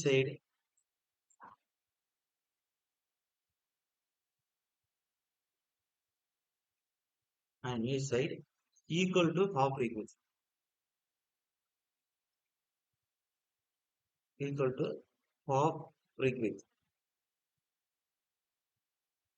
எந்த அளவுக்கு அப்படின்னா 5 சென்டிமீட்டர் அளவு குறிக்கோள வித்து இருந்துச்சுன்னா கொடுத்துருக்கோம் வித்து மோட்டார் கன்சம் போது 10 சென்டிமீட்டர் கொடுத்துருக்கோம் வித்தவுட் மோட்டார் 9 சென்டிமீட்டர் கொடுத்துருக்கோம் அப்ப அதுல பாதி 5 சென்டிமீட்டர் அந்த மாதிரி ஓகே திக்னஸ் தான் சொல்றேன் அதுக்கடுத்து அந்த ஸ்டெப்போட ஒவ்வொரு திக்னஸ் அதுக்கடுத்து the thickness of concrete in foundation should nearly be equal to thickness of wall 5-6 அளவு எடுத்துக்கிறோம் எந்த திக்னஸ் ஆஃப் வால்னா சூப்பர் ஸ்ட்ரக்சர் கொடுக்குறீங்க வால் சர்ஃபேஸ் 230 எம்எம் திக்கு வால் கொடுக்குறீங்க அப்படின்னா அது 230 எம்எம்ல 5-6 அளவுக்கு எடுத்துக்கலாம் எது ஃபவுண்டேஷன்ல போட்டக்கூடிய அந்த திக்னஸ் ஆஃப் காங்கிரீட்ங்கிறது எதுல போட்டுருக்கோம் அப்ப first point the thickness of concrete in foundation sir திரும்பவும் சொல்றேன் இப்ப ஸ்டெப்புடுனா கீழே ஃபவுண்டேஷன் போடும்போது இப்ப அப்பா வந்து பிசிசி கொட்டிட்டோம் அதுக்கடுத்து இப்ப சுத்தி வந்து அந்த காலம் போய் செலுத்துறதுக்கு வந்து உங்களுக்கு ஒரு சில இடத்துல ஸ்டெப்புன்னா கொடுக்க போறாங்கன்னா செங்கல் கொடுத்துட்டு இது பண்ணுவாங்க அப்ப அந்த மாதிரி இடங்கள்ல உங்களுக்கு எந்த அளவுக்கு தூக்கி ஹாஃப் ரேக் வால்த்துக்கு அளவு கொடுத்தா போதும் அதுக்குள்ள காங்கிரீட் கொட்டிட்டு கம்பெனி வச்சு இது பண்ணுவாங்க பில்டு பண்ணுவாங்க அதே வந்து உங்களுக்கு ஆஹ் இதா இருக்கு காங்கிரீட் இந்த அளவுக்கு திக்னஸ்ல கொட்டணும் அப்படின்னா ஃபவுண்டேஷன்ல மேல இருக்கக்கூடிய சூப்பர் ஸ்ட்ரக்சர் கட்டுறீங்கல்ல வீட்டுல பீமுக்கு கீழே பீமுக்கு மேல அப்படின்னா வருத வாழு அந்த வாழறதுக்கு வந்து இப்ப முக்காஞ்சு வாழு இல்ல அப்படி வருது அப்படின்னா சரி முக்காஞ்சு வாழை வந்து 9 இன்ச் வாழை வருது முக்காடி கட்டு அப்படின்னா அப்ப அதோட திக்னஸ் 230 எம்எம் கொடுத்துருக்கோம் அப்படின்னா 230 எம்எம்ல 5/6 பெருக்கிக்கிறோம் 230 இல்லாட்டி 230 5ஆல பெருக்கிக்கிட்டு 6ஆல் டிவைட் பண்ணி என்ன வருதோ அதுதான் ஃபவுண்டேஷனுக்கு வந்து கான்கிரீட் திக்கா கொடுக்கும் அப்படி சொல்றாங்க அப்ப இந்த thickness of concrete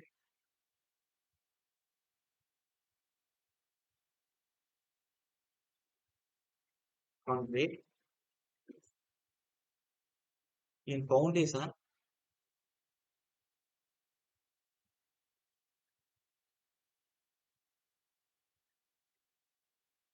in foundation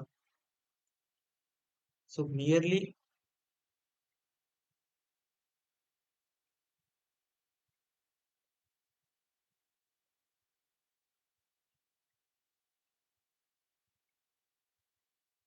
be equal to half liquid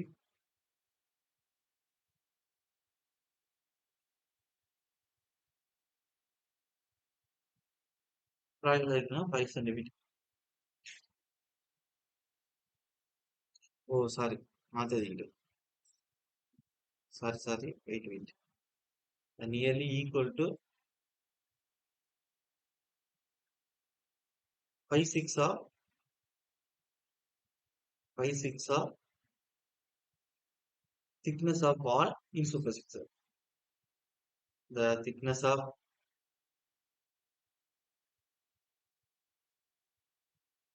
wall in superstructure.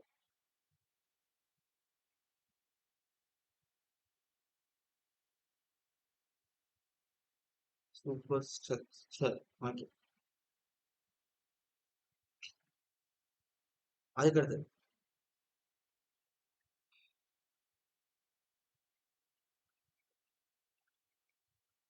இந்த தம்ப் ரூல் என்ன சொல்லுது அப்படின்னா, width of the foundation. Foundation அகலங்கிறது எப்படி இருக்கணும்னா, அந்த thickness of wall superstructure கொடுத்துருக்கோம்ல, அதுல டபுளா இருக்கும். அதுக்கடுத்து அதோட 30 சென்டிமீட்டர் ஆட் பண்ணிக்கணும்னு சொல்றாங்க. அப்ப 230 அளவுக்கு நம்ம திக்னஸ் ஆஃப் வால் கொடுத்துருக்கோம் சூப்பர் ஸ்ட்ரக்சர் அப்படின்னா, அதை 2ஆல பெருக்கிக்கிட்டு அதோட 30 சென்டிமீட்டர் ஆட் பண்ணிக்கணும். இது தம்ப் ரூல் சார். எப்படி வந்து நான் புட்டிங் சார் ஸ்டார்டர்ஸ் நடத்தும்போது அந்த த்ரெட்டையும் ரைஸையும் பெருக்கணும். அதுக்கடுத்து த்ரெட்டு பிளஸ் 2 இன்ட் ரைஸுங்கிற அளவு போடணும் அப்படின்னு நான் சொல்லி கொடுத்துருப்பேன். அதுல வந்து தம்பு ரூல் பண்ணி கொடுத்துருக்கேன். உங்களுக்கு எவ்வளவு தெரியும்? ம். நமக்கு தெரியும். ஒரு த்ரெட் இருக்கு அப்படின்னா த்ரெட்டுங்கிறது ஒரு ரெசிடென்சியல் பில்டிங்ல 250 இருக்கணும். மோசிங் சேர்த்தோம்னா 300 இருக்கும். அதே வந்து நம்ம ரைசஸ் இருக்கு அப்படின்னா ஒரு ரெசிடென்ட் பில்டிங் 190 இருக்குன்னா அதே பப்ளிக் பில்டிங்னா 100 இருக்கணும். சரி, ஹாஸ்பிட்டல் பில்டிங்னா 100 இருக்கணும். பப்ளிக் பில்டிங் 150 இருந்துக்கலாம் அப்படின்னு நான் சொல்லியிருக்கேன். அதே வந்து உங்களுக்கு அகலங்கிறது எவ்வளவு கொடுத்துருக்குன்னா 1 மீட்டர் அளவுக்கு 0.9 டு 1 மீட்டர் அளவுக்கு எடுத்துக்கலாம் அப்படின்னு கொடுத்துருக்கேன் ரெசிடென்சியல் பில்டிங்ல. மாடி பில்டிங்கோட வித்துங்கிறது அகலம். அதே சேம் டைம் நான் என்ன எடுக்கலாம் அப்படின்னா ஒரு பெரிய அசம்பிளி பில்டிங் இருக்கு, இன்ஸ்டிடியூஷனல் பில்டிங் இருக்கு. அப்ப அந்த மாதிரி இடத்துல 2 மீட்டர் அளவுக்கு நீங்க அகலம் கொடுத்துருங்க. அதே ஹாஸ்பிட்டல் பில்டிங், மற்ற பப்ளிக் பில்டிங்கள் இருக்குன்னா அதர்ஸ் பில்டிங்னா 1.5 மீட்டர்லயே கொடுத்துருக்கணும். அதே மாதிரிதான் நீங்க எப்படி தம்பூர் சொல்றோம், அதே மாதிரிதான் இங்க உள்ளது. அதாவது இந்த thumb rule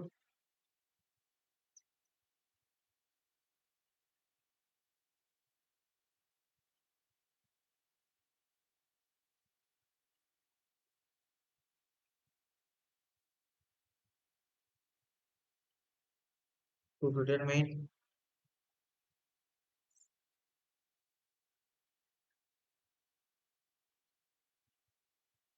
the width of foundation,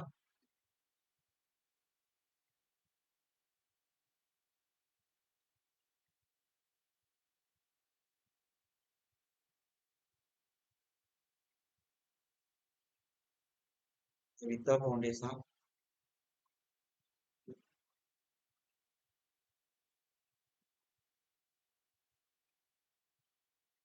எந்த அளவுக்கு இருக்கணும்னா is to double the thickness of wall,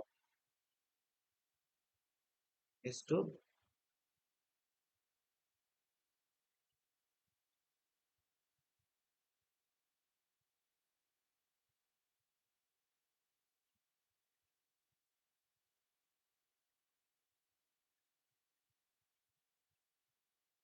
double the thickness of wall in superstructure.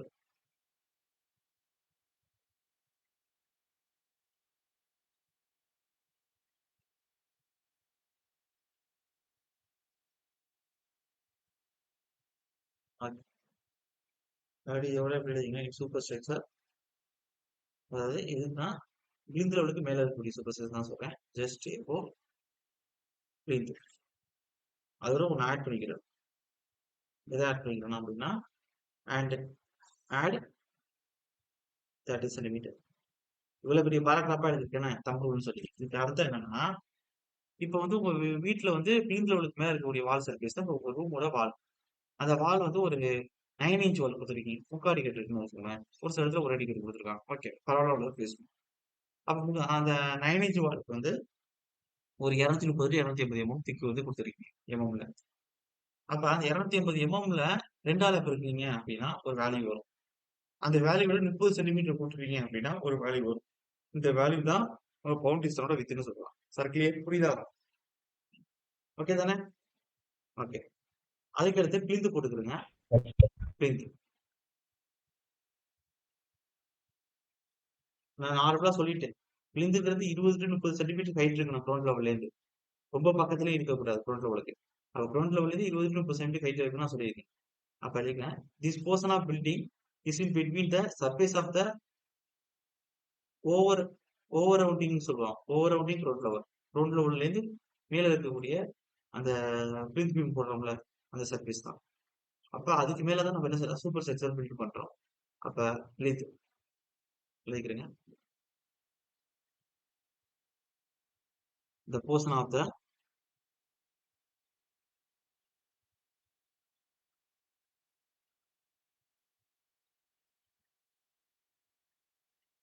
building is between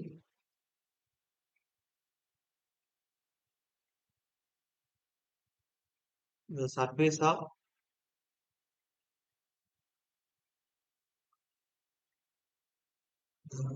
overrounding ground level. The surface of the surface of the overrounding overrounding overrounding ground level.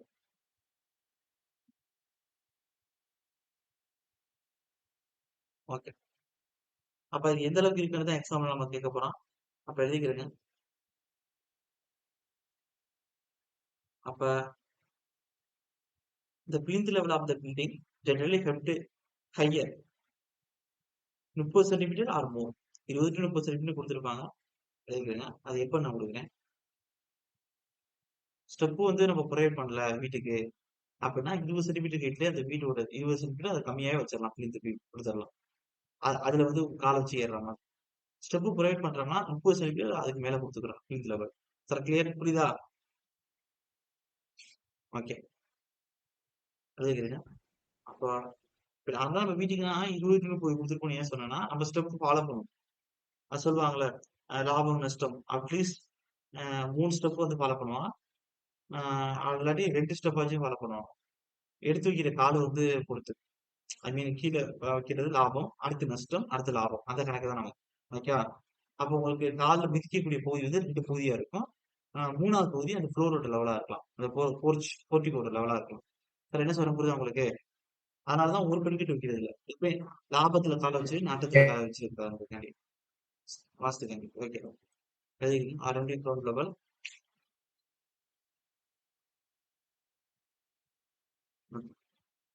The plinth level of the building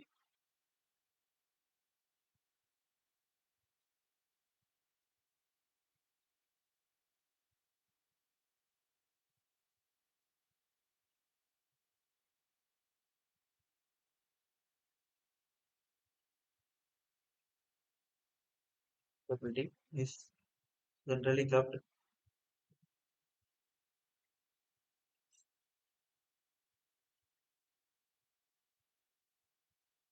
எந்த அளவுக்கு அப்படின்னா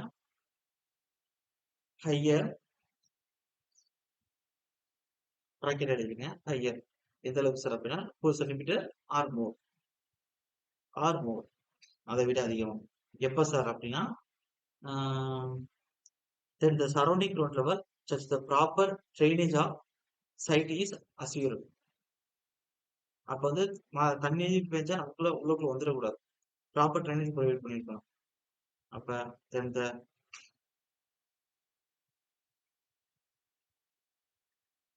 surrounding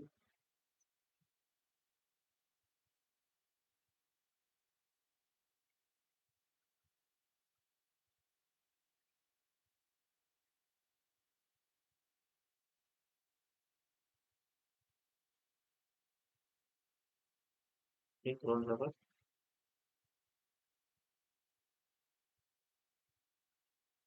such that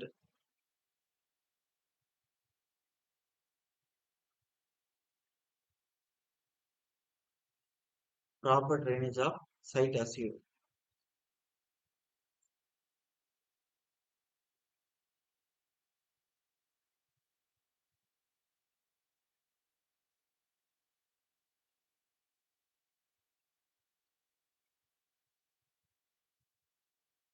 Site is assured.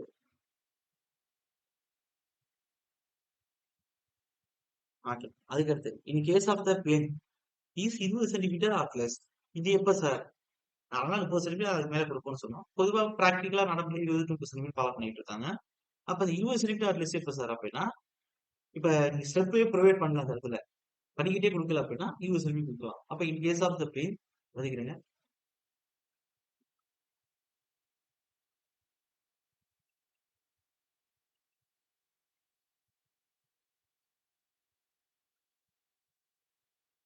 இப்ப நீங்க சைட்லயே work பண்ணிருந்தீங்கன்னா உங்களுக்கு பேசிக்கான விஷயங்கள் எதுவும் மனப்பாடம் பண்ண முடியாது. பேசிக்கான டக்குனு தெரியும் அதை வச்சு டக்குனு கொண்டு வந்துடலாம். சைக்கிள்ல வந்து ஒர்க் பண்ணாத போது தான் பிரச்சனை. இப்ப நார்மலா ஒரு லாஃப்ட்டுக்கும் மேல ரூஃபுக்கும் 1 1/2 அடி கேப் விடணும். அப்படின்னா சாரி 1.5 மீட்டர் அளவு கேப் இருக்கணும். அப்படின்னா பேசிக்கா ஒரு விஷயங்கள்லாம் ஒரு தெரியும். அப்ப அத நான் இன்னும் குடுக்கல. நான் சொல்றேன். அப்ப அது மாரி தான். ஒரு ஒரு வீடுனா மினிமம் டைமென்ஷன் எவ்வளவு இருக்கும்? ஆ சரி ஓகே. ஒண்ணும் பிரச்சனை இல்ல. நீங்க போய் ஏஇ ஐட்ட போய் கத்துக்கலாம். இல்ல ஜூனியர் இன்ஜினியர் ஐட்ட போய் கத்துக்கலாம் சைட்ல. நமக்கு அனுபவம் இல்ல அப்படின்னா மனப்பாடம் பண்ணிக்க வேண்டியது தான். நமக்கு எக்ஸாம் கிளியர் பண்ணா போதும். அதுதான் மைண்ட் செட்ல இருக்கு. அதனால ஃபீல் பண்ணிட்டு இருக்க கூடாது. இன் கேஸ் ஆஃப் த அதாவது in case the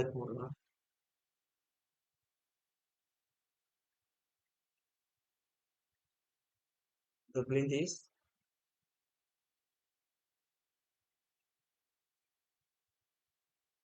20 centimetre or less.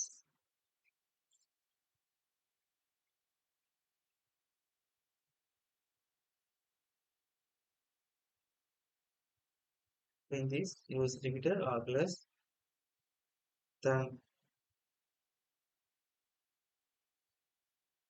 There is no need to.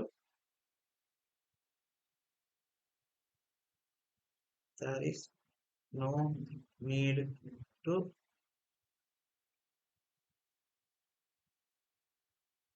provide any step.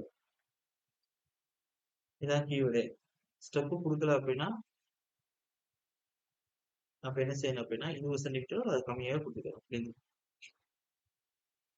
அதுக்கு அடுத்து டேம்பர் கோர்ஸ். இது ஆல்ரெடி நான் டேம்பர் கோர்ஸ்லயே நடத்திருப்பேன். இருந்தாலும் இங்க எழுதிக்கிறேன். அப்ப 20 10 to 20 சென்டிமீட்டர் ஹைட்ல தான் டேம்பர் கோர்ஸே வந்து அந்த கிளீன் ஸ்கிரீன்ல குடுக்கணும் லேயர். ஓகே. சிமெண்ட் கான்கிரீட்ல 1:2:4 M15 யூஸ் பண்ணுவோம். நான் எழுதிக்கிறேன். 4 சென்டிமீட்டர் திக் அளவுக்கு டேம்பர் குடுக்கலாம். அதனால இம்பார்ட்டன்ஸ் அது டேம்பர் கோர்ஸ் கொடுங்க அடுத்து.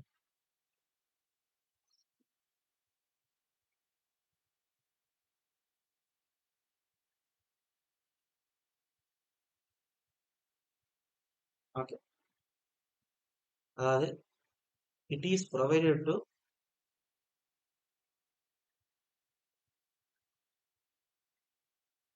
provided to prevent moisture. அதாவது உங்களுக்கு தெரியும் இல்லையா? அதான் நான் சொன்னேன். டேம்பர் கோர்ஸ் எதுக்காண்டி குடுக்குறோம்? நம்மளுடைய பாட்டம் லெவல்லயும் தண்ணி உள்ளுக்குள்ள வந்து கான்கிரீட் புடிச்சு நம்மளுடைய இது வீட்டுக்கு உள்ளுக்குள்ள வந்துடக்கூடாது. அதுக்காண்டி என்ன செய்யணும் அப்படின்னா, மழை பெய்யுது. இப்ப வீட்ட சுத்தி மழை பெய்யுது. அதுல தண்ணி தேங்கி இருக்கு. அப்ப சுத்தி செங்கல்ல கட்டியிருக்கோம். அப்ப அது தண்ணி புடிச்சு உள்ளுக்குள்ள இழுக்கிற மாரி இருக்கலாம். அப்ப இழுத்து வந்து மேல உள்ளுக்குள்ள கொண்டு வந்து விட்டு, களத்துல தான் அங்கேயே தண்ணி தென்படக்கூடாது. எப்படி வீட்டுக்கு மேல வந்து ஒழுங்கா வந்து ஏரி ஃபோர்ஸ் குடுக்கல அப்படின்னா, தண்ணி சொட்டு சொட்டா வழியுது. அது மாரி கீழ பார்த்தா டிராப்பிங்ன்னு சொல்லுவாங்க. தண்ணி வடியுறது. எங்கேயும் ஊறிக்கிட்டு இருக்குது களத்துல, ஃப்ளோர்ல. அப்ப அத தடுக்கிறதுக்காக நம்ம என்ன செய்யணும் அப்படின்னா, டேம்பர் குளுக்கோஸ் வந்து ப்ரொவைட் பண்ணலாம். அப்ப டேம்பர் குளுக்கோஸ் எதுக்கு வந்து ப்ரொவைட் பண்றோம் அப்படின்னா, தண்ணியோட சரௌண்டிங்ல இருக்கக்கூடாது. சுத்தி இருக்கக்கூடிய தண்ணியோ, இல்ல நிலத்தடி நீர் மட்டம் வந்து தண்ணி வந்து பவுண்டேஷன்ல படுது அப்படின்னா, ஈஸியா வந்து கேபிலாரிட்டி ரைஸ் பண்ணி உள்ளுக்குள்ள கொண்டு வந்துடக்கூடாது. அப்படிங்கிற தடுக்கிறதுக்காண்டி அடிஷனல் லேயரா விளிம்பு லெவல்லயே வந்து நம்ம என்ன செஞ்சிருக்கோம்னா, ஒரு 4 சென்டிமீட்டர் அளவுக்கு ஒரு கோர்ஸ் குடுத்து, நம்ம அங்கேயே ரெஸ்ட்ரிக்ட் பண்ணியிருப்போம். தெக்குக்கு குடுத்து. அப்ப அது வரையும் வந்தாலோட அதுக்கு மேல வந்து தண்ணிய கொண்டு வராத அளவுக்கு அங்கேயே ரெஸ்ட்ரிக்ட் பண்ணிருக்கும். அந்த வாட்டர் ப்ரூஃபிங் கோர்ஸ் தான் டேம்பர் கோர்ஸ்ன்னு சொல்றோம். சார் கிளியர் புரியுதா? It is it is provided to Yes, sir. Prevent moisture rising moisture rising up கூப்பிடுங்க.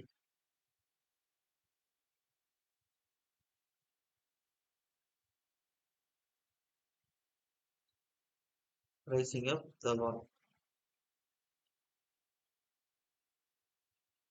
அதுக்கடுத்து the horizontal damper course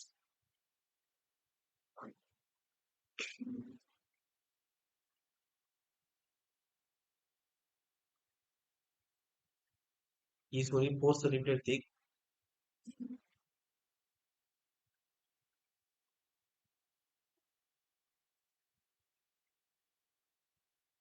Thick of cement concrete.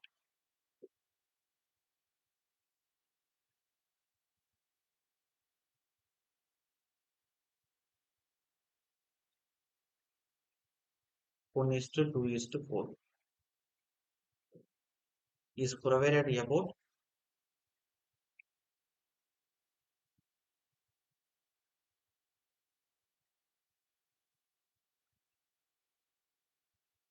10 to 20 centimeter above final ground level. ground level இருந்து 10 to 20 centimetre உயரம். அதே நீங்க கொட்டக்கூடிய அந்த layer இருக்குல்ல, அது 1:2:4 cement concrete அளவுக்கு போடணும் திக்குக்கு. அதுல எந்த அளவுக்கு திக்குக்கு போட்டிருக்கணும்னா உயரத்துக்கு 4 சென்டிமீட்டர் திக்குக்கு போட்டிருக்கணும். இப்ப கீழே வந்து கிரவுண்ட் லெவல் 10 to 20 சென்டிமீட்டர் சுத்தி நம்ம போட போறோம் டேம்பர் கோர்ஸ். அப்ப என்ன கலவை யூஸ் பண்ண போறோம் கான்கிரீட்னா 1:2:4. எவ்வளவு திக்குக்கு போட போறோம் அப்படின்னா 4 சென்டிமீட்டர் திக்குக்கு போட போறோம். 40 mm திக்குக்கு போட போறோம். Sir clear? புரியுதா? ஓகே. இதான் MCQ. இப்போ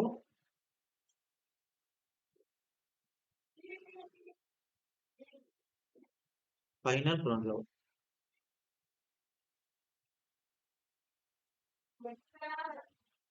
ஓகே. அப்ப இதோட பேசிக்கான விஷயங்கள் முடிஞ்சிருச்சு. இன்னும் முடிஞ்சிருச்சுன்னா இருக்கு. அதாவது நான் பிரேக்கேஜ் வேல்யூ பார்க்கணும். அதுல சார் பிரேக்கப் வேல்யூ பார்க்கணும். பர்சன்டேஜ் ஆஃப் காஸ்ட் பிரேக்கப்னா என்ன அப்படின்னா, இப்போ ஒரு வீடு இருக்கு அப்படின்னா நம்ம சொல்றோம்ல, இப்போ வந்து வீட்டோட பிளாஸ்டிங் இவ்வளவு செலவாகும். சாரி பிளாஸ்டிங் சொல்லிட்டு இருக்கேன். பவுண்டேஷனுக்கு இவ்வளவு செலவாகும். அதுக்கடுத்து வந்து உங்களுக்கு ஆர்சிசி மொத்தமா நான் சொல்றேன். சார் நெட்டு கட் ஆயிடுச்சா? சவுண்ட் கேக்குது. சார் கேக்குது, ஆடியோல இருக்கா? ஓகே. Yes, sir. அதாவது ஒரு வீடு இருக்கு அப்படின்னா அந்த வீட்டுக்கு இப்ப மெட்டீரியல் ஓரியன்டாவே சொல்றேன் உங்களுக்கு புரியும். பொதுவாகவே பேசுவோம். இப்ப லேபருக்கு இவ்வளவு காஸ்ட். அதுக்கடுத்து இப்ப ரெயின்போர்ஸ்மெண்ட் வாங்கணும். எல்லாத்தையும் இப்படி பிரிப்போம். ஆர்சிசி ஒர்க்கு இவ்வளவு காஸ்ட். பிரிக் ஒர்க்குக்கு பிளாஸ்டரிங் பண்றதுக்கு இவ்வளவு காஸ்ட். அதுக்கடுத்து டைலிங் பண்ண போறோம் அப்படின்னா அதுக்கு, பிளம்பிங் அண்ட் சானிடேஷன் பண்ண போறோமா அதுக்கு, டோர்ஸ் அண்ட் விண்டோஸ்க்கு இவ்வளவு, வாட்டர் ப்ரூஃபிங்க்கு இவ்வளவு, பெயிண்டிங்க்கு இவ்வளவு, எலக்ட்ரிக்கலுக்கு இவ்வளவுன்னு ஒரு பர்சன்டேஜ் இருக்கு. Sir clear? என்ன சொல்ல புரியுது உங்களுக்கு? ஓகே. அந்த பிரேக்கப் வேல்யூ Yes, எவ்வளவு sir. பில்டிங் இருக்கும் அப்படிங்கறத பார்க்கலாம். ஒரு வாட்டர் சார்ஜருக்கு 1.5% எடுத்துக்கிறோம். இது என்ன சார் வாட்டர் சார்ஜஸ் அப்படின்னா, ஒரு வீடு கட்டுறோம்னா நமக்கு கட்டுமானத்துக்கு தண்ணி தேவைப்படும். அப்ப அதுக்கு ஆகக்கூடிய செலவு நீங்க பக்கத்துல இருந்து டிரான்ஸ்போர்ட் பண்ணி கொண்டு வர போறீங்களோ, இல்ல வேற எதுவும் பக்கத்துல பைப் வந்து ஒரு டேப் வாட்டர் புதுசா போடணுமோ, இனியும் அதெல்லாம் நம்ம பிரச்சனை இல்ல. அப்ப அதுக்கு நீங்க ஒதுக்கி ஃபண்ட் எந்த அளவுக்குனா 1.5% நீங்க எடுத்துக்கலாம். அவ்வளவுதான். நீங்க போய் அவர்ட்ட போய் அதை பண்ணி கொடுங்க, இதை பண்ணி கொடுங்க, சைட்ல இருக்கக்கூடிய போய் கிளைண்ட் கேட்டுட்டு இருக்க கூடாது. அவர் கொடுத்துட்டு ஒதுக்கிற தொகைக்கு நீங்க அதை 1.5% ஒதுக்கி நீங்க தான் ரெடி பண்ணிருக்கீங்க. அப்படி அவரே டேப் ப்ரொவைட் பண்ணிட்டாரு அப்படின்னா அது 1.5% உங்களுக்கு லாபம் தான். சார் கிளியர் புரியுதா? அதான் நீங்க ஸ்கொயர் ஃபீட்டுக்கு வேலை பார்க்கும்போது சொல்றேன். எழுதிக்கிறேன். ஏ பிளஸ் மாதிரி கொடுக்குறேங்க. பிரேக்கேஜ் வேல்யூன்னு சொல்லுவாங்க, பிரேக்கப் வேல்யூன்னு சொல்லுவாங்க. அதாவது இங்கே ஆக்டிவிட்டி அதுக்கு எவ்வளவு பர்சன்டேஜ் மனப்பாடம் பண்ணிக்கலாம். ஃபிக்ஸ்டு தான் கொடுக்குறது. இங்க ஆக்டிவிட்டி இது ஜோனுக்கு தகுந்த மாதிரி மாறுபடும். ஆனா பில்டிங் ஃபெயிலியர்ஸ் என்ன பண்ணிருக்காங்களோ அதை மனப்பாடம் பண்ணிக்கிறீங்க. பர்சன்டேஜ் காஸ்ட் பிரேக்கப் கொடுங்க.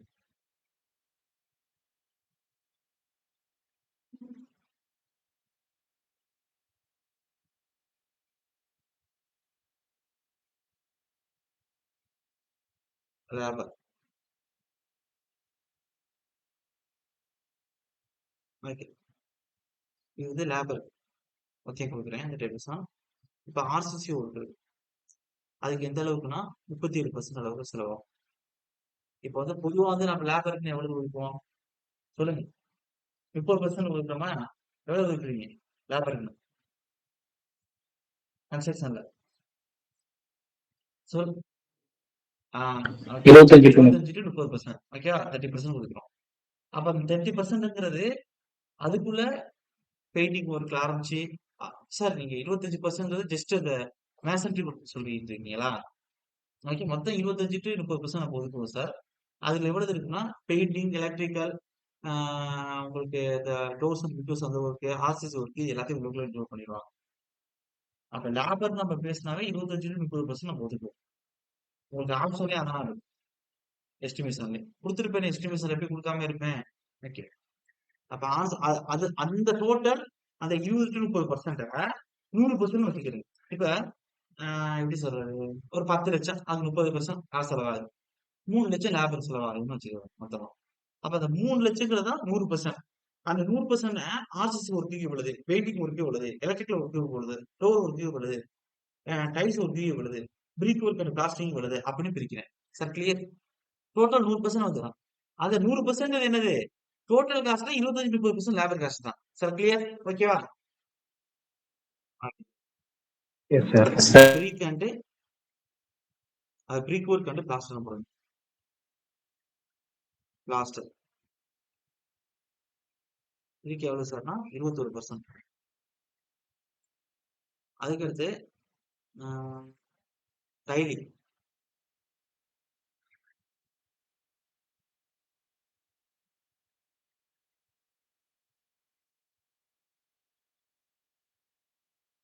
12%.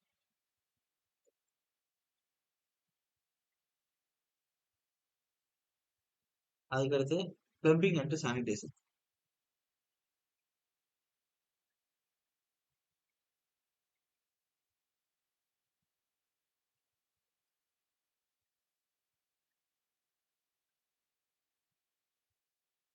3%. டோர்ஸ் 1%. Water proofing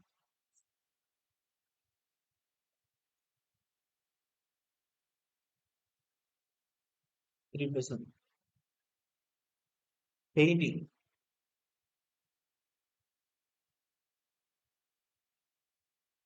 8%. எலக்ட்ரிக்கல் 8%. அதர்ஸ்னு கொடுக்கணும் 7%. டோட்டல் 100%.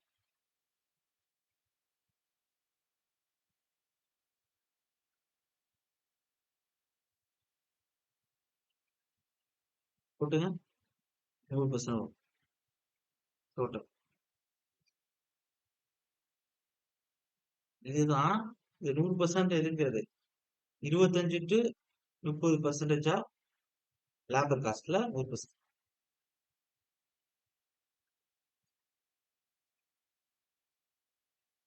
Sir clear sir?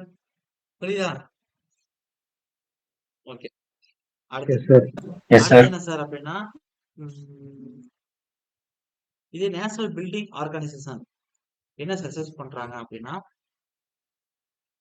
ஒரு double and triple storey building கட்டுறீங்க, 2 அல்லது 3 மாடி கட்டடம் கட்டுறீங்க அப்படின்னா இது கூட சேர்த்து எக்ஸ்ட்ரா வந்து பிரிக்குக்கு 17% சேர்த்துக்கிறணும் லேபர் கூலி, சிமெண்ட் தூக்கிட்டு போறதுக்கு 18%,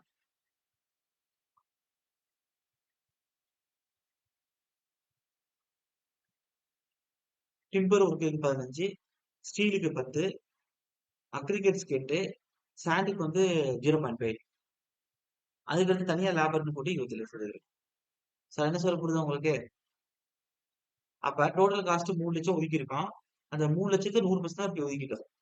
அதுல அடிஷனலா ஒரு பர்சன்டேஜ் போடணும். ஒரு பிரிக்குக்கு 17, சிமெண்ட்டுக்கு 18. அப்ப இதெல்லாம் போடும்போது ஒரு வந்து எக்ஸ்ட்ரா வந்து ஒரு தொகை வரும். ஒரு 1,00,000 1,50,000 வருதுன்னு வச்சுக்கோங்களேன். அப்ப 3 வந்து இந்த 1,00,000 கூட்டிக்கிறணும். இது எப்பன்னா 2 ஆர் 3 ஸ்டோரி பில்டிங் கட்டும்போது. அப்ப வந்து அவங்க காஸ்ட் வந்து இங்க இருந்து கிரவுண்ட் ஃப்ளோர் வேலை பார்க்கும்போது பிரிக் ஒர்க்குக்கு அந்த அளவுக்கு ஒர்க் இருக்காது. அதே ஃபர்ஸ்ட் ஃப்ளோருக்கு செகண்ட் ஃப்ளோருக்கோ பொருளை தூக்கிட்டு போறதுக்கு கஷ்டமான வேலையா இருக்கும். என்ன சொல்ல புரியுதா உங்களுக்கு? ஓகே. எழுதிக்கிறீங்க சார். இந்த Yes, national sir. Building organisation என்பிஓன்னு சொல்லுவாங்க.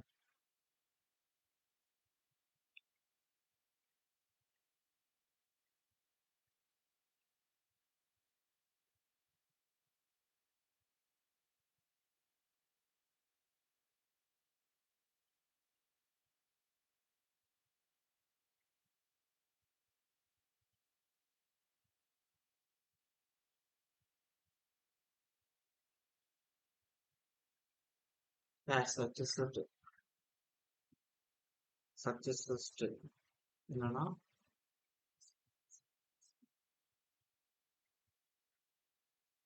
the following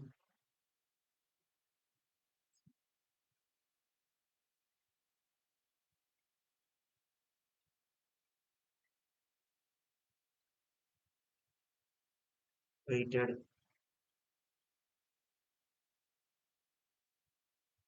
percentage bar double or triple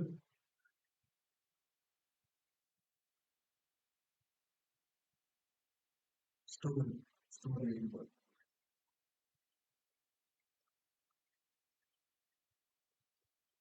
Okay. அதே லோடு பெரிய ரெசிடென்சியல் பில்டிங்ஸ் கொடுக்க போறோம் அப்படின்னா பிரிக்குக்கு அதுலயே எவ்வளவு சேஸ்ட் ஆகும் அப்படின்னா load wearing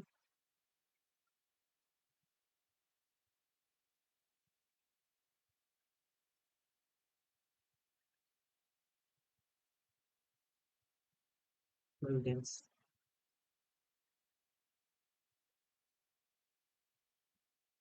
flex 17%, cement 18%, timber மரங்களுக்குன்னா மர வேலைப்பாடுகளுக்கு 15%, ஸ்டீல் ஒர்க்குக்கு 10%, அப்ரிகேட்டுக்கு 8%.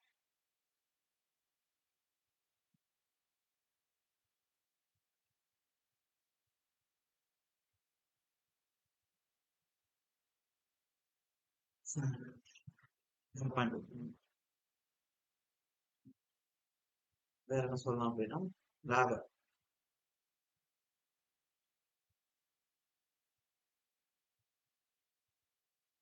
ஓகே,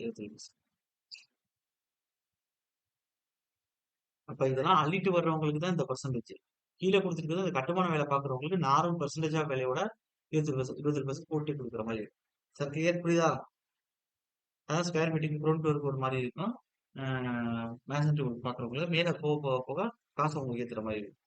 ஓகே, பொருள் செலவு கம்மியா இருக்கும். ஃபவுண்டேஷன் போட மாட்டோம், பேஸ் பண்ணா போட மாட்டோம், அந்த செலவு நமக்கு கம்மியா இருக்கும். ஆனா லேபர் கூட கொஞ்சம் கூட இருக்கும். அடுத்து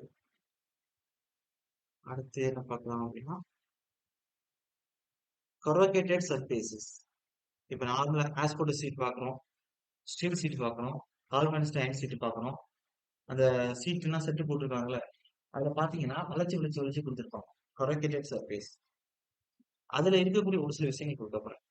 நிறைய பேர் வந்து இந்த அப்டேட் புக்ஸ்ல வந்து இதுக்கு முன்னாடி நீங்க எஸ்டிமேஷன் படிச்சிருக்கும் போது பாத்தீங்கன்னா இந்த எங்க பார்த்திருப்பீங்க, ஏராமெட்டியா அங்க நான் எல்லாம் நிறைய பர்சன்டேஜ் கொடுத்துருப்பாங்க.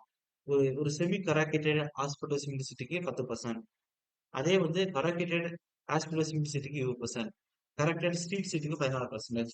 மினிமம் ஸ்பேசிங் வந்து ஓவர்லாப் எண்டில் எவ்வளவு இருக்கலாம், எண்ட் லேப்புக்கு வந்து 10 சென்டிமீட்டர் இருக்கலாம், அதே வந்து சைட் லேப் வந்து 7 சென்டிமீட்டர் இருக்கணும். அப்போ ஒரு பிச்சுக்கு வந்து 10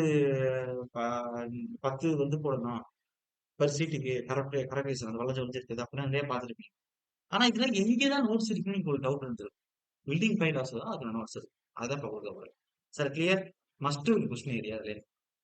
இப்ப நான் கொடுக்கக்கூடியது அப்ப ஒரு ஆஸ்பெட்டோஸ் சிமெண்ட் சீட் பாக்குறீங்க, ஸ்டீல் சீட் பாக்குறீங்கன்னா அது எப்படி இருக்குன்னா இப்படி வந்து இருக்கு. பாத்திருக்கீங்களா? கிளியர்? ஓகே. பெர் சீட்டுக்கு Yes, sir. எத்தனை வந்து இது வளைச்சு கொடுத்துருப்பான் அப்படின்னா 10 கொடுத்துருப்பான். எண்ணி பார்த்துருக்கீங்க இனிமே. அதுக்கடுத்து இத எண்ட்ல ஒண்ணோட இன்னொன்னு வைக்க பொழுது ஓவர்லாப் பண்ணிருப்பான். இன்னொன்னு மேல ஓவர்லாப் பண்ணி வச்சிருப்பான். அடுத்து வர இதுல ஓவர்லாப் பண்ணி வச்சிருப்பான். பாதி மறைச்சு. கிளியர்? அது எவ்வளவு வச்சிருப்பாங்க அப்படின்னா ஒரு கால்வானிஸ் அயன் சீட்டுக்கு வந்து 15 சென்டிமீட்டர் அளவுக்கு உள்ளுக்குள்ள வச்சிருப்பாங்க எண்டுல. இதே சரி, எண்டுல இருக்கிறேன். எண்டு இது சைடுக்கு வந்து 7 எண்டுன்னா எப்படி கொடுக்குறது, இதோட எண்ட்ல எப்படி கொடுக்குறது ஒரு சீட்டு, அது வந்து 15 சென்டிமீட்டர் அளவுக்கு ஓவர்லாப் பண்ணி வச்சிருப்பாங்க. அதுக்கடுத்து இது எந்த அளவுக்கு இப்படி கராகேஷன் பண்ணிருக்காங்க அப்படின்னா ஒரு வளர்ச்சி வச்சு கொடுத்துருக்காங்க அப்படின்னா உங்களுக்கு டோட்டல் இப்படி பிளைனா இருக்கிற சீட்டு அதுல இருந்து ஒரு செமி ஹாஸ்பிட்டல் சிமெண்ட் சீட்னா 10% அளவுக்கு செமி கரெக்டட் ஹாஸ்பிட்டல் சிமெண்ட் தான். அதே ஃபுல் கரெக்டட் ஹாஸ்பிட்டல் சிமெண்ட்னா 20%. அதே கரெக்டட் ஸ்டீல் சீட்னா 16% அளவுக்கு கொடுத்துருப்பான். வெரி வெரி இம்பார்ட்டன்ட் பர்சன்டேஜ் தான். அந்த எண்ட் லேப்பும் முக்கியம், சைடு ஓவர் லேப்பும் முக்கியம். Sir clear? புரியுதானே? ஓகே.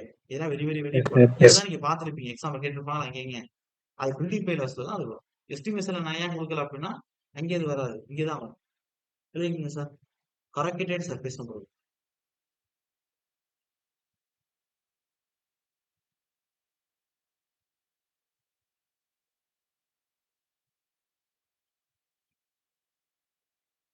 சர்ஃபேசஸ்.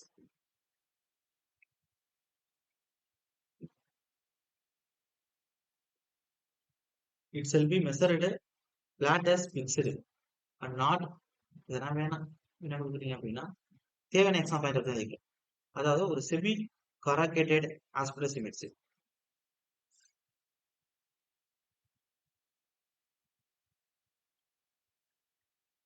எக்ஸாம் பாயிண்ட் வச்சு எழுதுவோம். நிறைய பாயிண்ட் தேடி இருக்கு. அதெல்லாம் தேவை. Asbestos cement sheet. இது இப்ப கொடுக்குற மூணுமே அதிக டைம் ரிப்பீட்டட் கொஸ்டினா கேட்டிருக்கான். சிமெண்ட் சீட்டுக்கு எவ்வளவு அப்படின்னா 10% சார். செமிக்கு 10. நாளா ஃபுல் கொடுக்க மாட்டாங்க. வெறும் கராகேட்டட் கொடுத்துருப்பாங்க. அதுக்கு 20. கராகேட்டட் ஆஸ்பெஸ்டோஸ்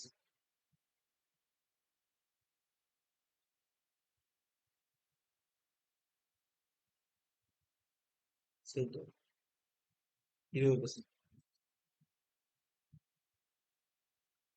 ஓகே. அதுக்கடுத்து கராகேட்டட் ஸ்டீல் சீட்டுக்கு எவ்வளவு சார் அப்படின்னா, சிமெண்ட் சீட்டுக்கு ஃபுல்லா நார்மலா வந்து 20, அதுல பாதி 10 வச்சுக்கோங்க. அதே ஸ்ட்ரீட் சீட்டுக்கு 14. ரிப்பீட்டட் கொஸ்டின்ஸ் அதுனா மூணுமே கேட்டுட்டா. கராகேட்டட் ஸ்ட்ரீட் சீட்ஸ் 14%. இப்போ ஒவ்வொன்றும் கொடுத்து அது இம்பார்ட்டன்ட் வந்து இதே கால்பானிஸ்ட் அயன் சீட்டா இருக்கு சீட்டு. சார் செட்டு போடுறீங்க சார். பார்க்கிங் செட்னா மேல ஹாஸ்பிட்டல் சிமெண்ட் சீட்ல செட்டு போட்டிருக்காங்க. டாடா சீட்டு அதுல போட்டிருக்காங்க. பாத்திருக்கீங்க தானே யூபிஎஸ் சீட்ல போட்டிருக்காங்க. அந்த செட்டை தான் பத்தி பேசிட்டு இருக்கேன். கிளியர். அதுல வளைஞ்சு வளைஞ்சு தான் கொடுத்துருக்காங்கல்ல, அதான் கராகேட்டட் அப்படின்னு சொல்லுவாங்க. கிளியர். புரியுதானே சார் என்ன? அப்ப Yes, sir. Galvanised iron sheet. அப்ப இந்த மெட்டல் வந்து கால்வான் ஸ்டைல உருவாக்கியிருக்காங்க அப்படின்னா சீட்டு. அப்ப இத ஸ்டாண்டர்ட் லென்த் என்னென்ன இருக்கு அப்படின்னா, பிக்சரா கடையில வந்து இவ்வளவு லென்த் தான் இருக்கும். நீங்களே போய் கேட்டாங்க ஸ்டாண்டர்ட் லென்ஸ். சரி.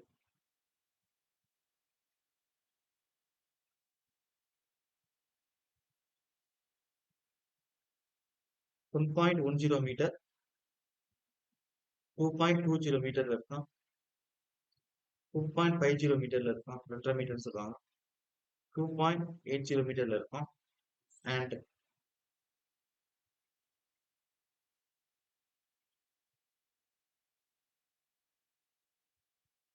3.20 மீட்டர்ல இருக்கும். 3.20 மீட்டர்ல இருக்கும். இதோட வித்தி எவ்வளவு இருக்குன்னா பிக்சர் தான் 20 சென்டிமீட்டர் தான்.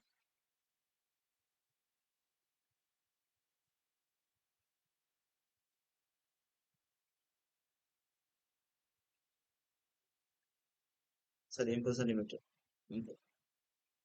அதுக்கடுத்து கிட்டத்தட்ட 2.25 அடி வித்து காமிச்சிருக்கோம்.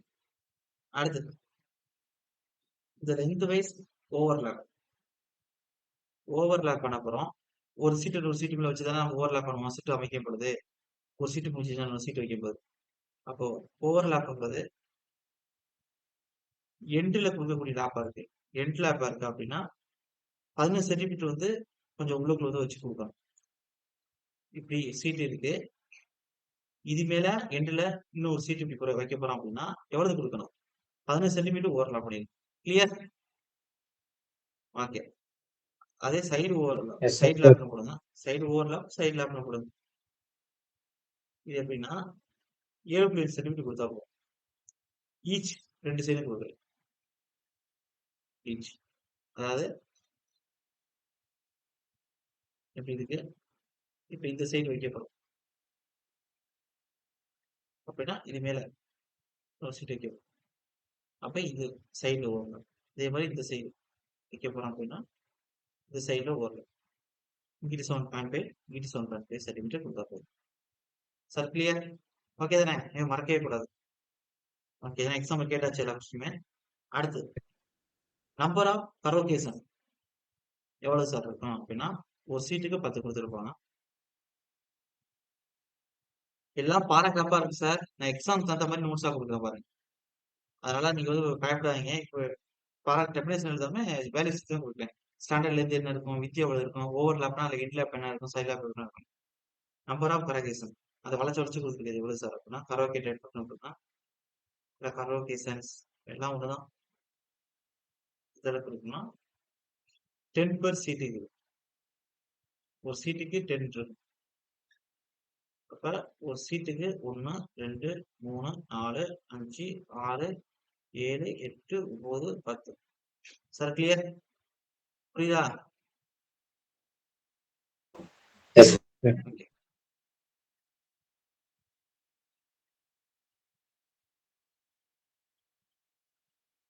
படம் வேணா வரைஞ்சி வச்சுக்கிறேன் ஃபியூச்சர்.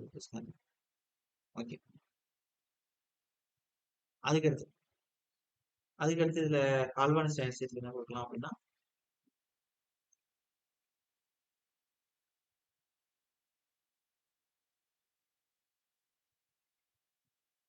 நான் centre to centre correction 7.5 depth 1.8 என்ன கொடுத்துருக்கேன். இந்த அளவுக்கு தான் கேட்க மாட்டாங்க. உள்ளது மறந்து போயிடும். வெற்றி. அதுக்கடுத்து ஹாஸ்பிட்டல் சிமெண்ட் பார்த்துக்கிடுங்க.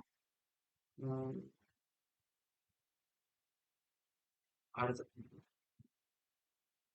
ACC hospital cement side. இப்போ நார்மலா நீங்க நிறைய இடத்துல பார்த்துருக்கீங்களா, அது எல்லா செட்டுமே ஹாஸ்பிட்டல் சிமெண்ட் சைடு தான். ஒயிட் கலர் இருக்குல்ல, சாம்பல் கலந்த பாரு. ஓகே. இதோட ஸ்டாண்டர்ட் லென்த் என்ன அப்படின்னா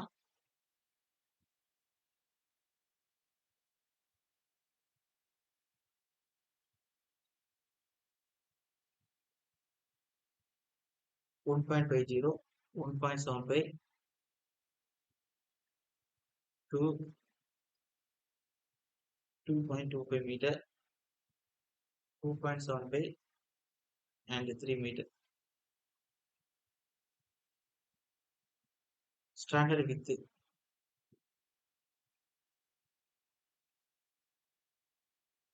1.05 meter. Standard. அடுத்து நம்பர் ஆஃப் கரெக்ஷன் எப்படி இருக்குன்னா ஒரு நார்மலா நம்ம வீட்டுல நான் பாக்குறதுக்கு நிறைய பேர் நான் டக்குன்னு ஒரு யோசனை வந்துடும். நம்ம வீட்டை போட்டுக்கணும் நம்பர் ஆஃப் கரெக்ஷன் பார்த்தனா இல்லையே அப்படின்னு வந்துடும். நான் கொடுக்குறது கால்வானிக் சயின்ஸ். இப்ப கொடுக்குறது என்ன கொடுக்குறேன் அப்படின்னா 10 இருக்கு சார். கால்வானிக் சயின்ஸ் இருக்கு 10 இருக்கு. முன்னாடி ஆபீஸ் பக்கத்துலேயே ஒரு செட்டு மாதிரி போட்டிருக்காங்க. அது 10 தான் இருக்கு. பரவாயில்ல. ஓகே, நீங்க கரெக்டா பாத்துக்கிட்டே பாத்துக்கணும். இப்போ இதே ஹாஸ்பிட்டல் சிம்பிளிசிட்டிக்கு 7 தான் இருக்கும் கொடுத்துருக்கோம். அப்ப 7 தான் இருக்கும் போல பாத்துக்கிறீங்க. இனிமே நோட் பண்ணுங்க. Okay. Number of corrections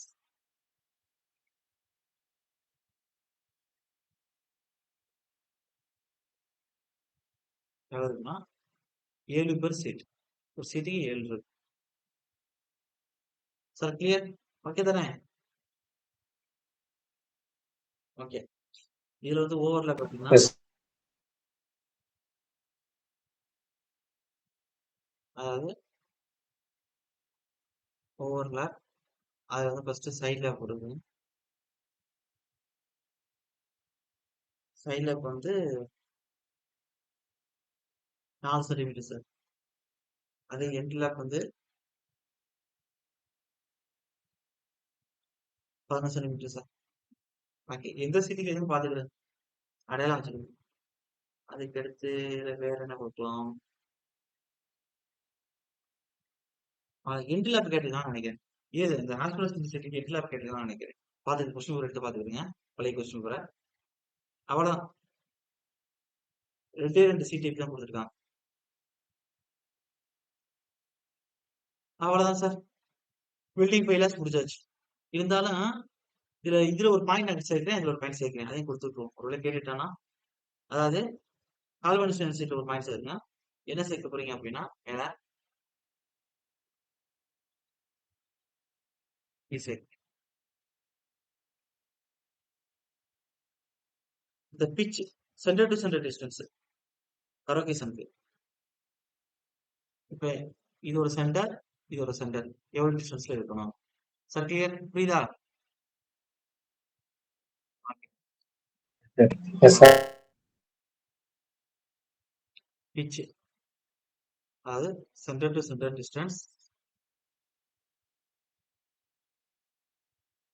distance of corrugation அப்படின்னு கொடுத்துருக்கேன். எந்த அளவுக்கு இருக்கும் அப்படின்னா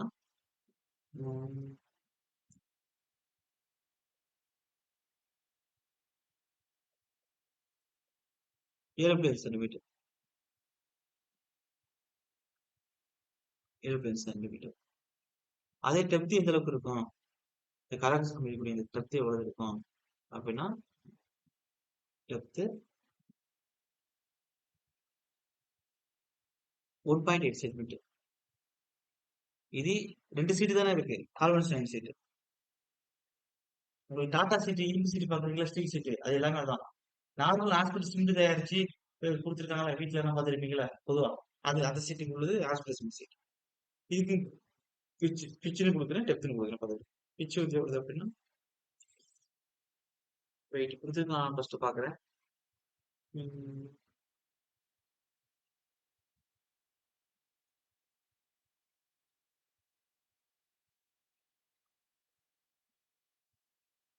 கொடுத்துருக்கான்.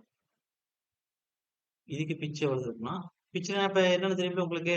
கரோகேசன்ல சென்டர் டு சென்டர், ஒண்ணுக்கு சென்டர் நோட்டு சென்டர், அது கிட்டப்பட்டது எவ்வளவு கொடுத்துருக்காங்க அப்படின்னா 14.6 சென்டிமீட்டர் கொடுத்துருக்காங்க.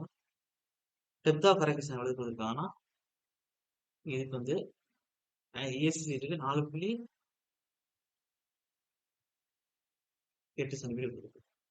அவ்வளவுதான் சார். டோட்டல் பில்டிங் பைலஸ் ஃபுல்லா முடிஞ்சிருச்சு, உங்களுக்கு 100% முடிஞ்சிருச்சு. இது எத்தனை வருஷத்துக்கு ஒரு ரிவைஸ் பண்ணுவாங்கன்னா 10 to 15 வருஷத்துக்கு ஒரு ரிவைஸ் பண்ணுவாங்க. அதான் இப்ப 480% கேட்டதான விஷயம். Sir clear? ஓகேவா? 2 question sir. Yes, sir. Must 2 question உறுதி. நான் நேற்று பார்த்துட்டேன். லாஸ்ட் ஆஃப் இல்லையே, அதுக்கு முன்னாடி 2 கொஸ்டின் மஸ்ட் கேட்கறாங்க.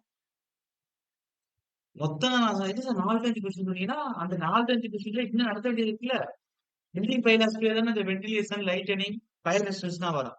அது தனியா தான் நம்ம கொடுத்துருக்காங்க சிலபஸ்ல. அதனால தான் தனியா ஒரு பாடம் நடத்த போறேன். அதுல 2 கொஸ்டின் வந்துடும், 2 to 3 கொஸ்டின் வந்துடும். அந்த கணக்கை வச்சுதான் இதுல ஒரு 2 கொஸ்டின், அதுல ஒரு 2 to 3 கொஸ்டின், டோட்டலா 5 கொஸ்டின் கணக்கு நான் சொல்றேன். அதை நீங்க தெரிஞ்சுக்கணும். அதாவது நான் மொத்தமா இது பத்தி நான் சொல்லல, இந்த சைடு பத்தி நான் சொல்லல.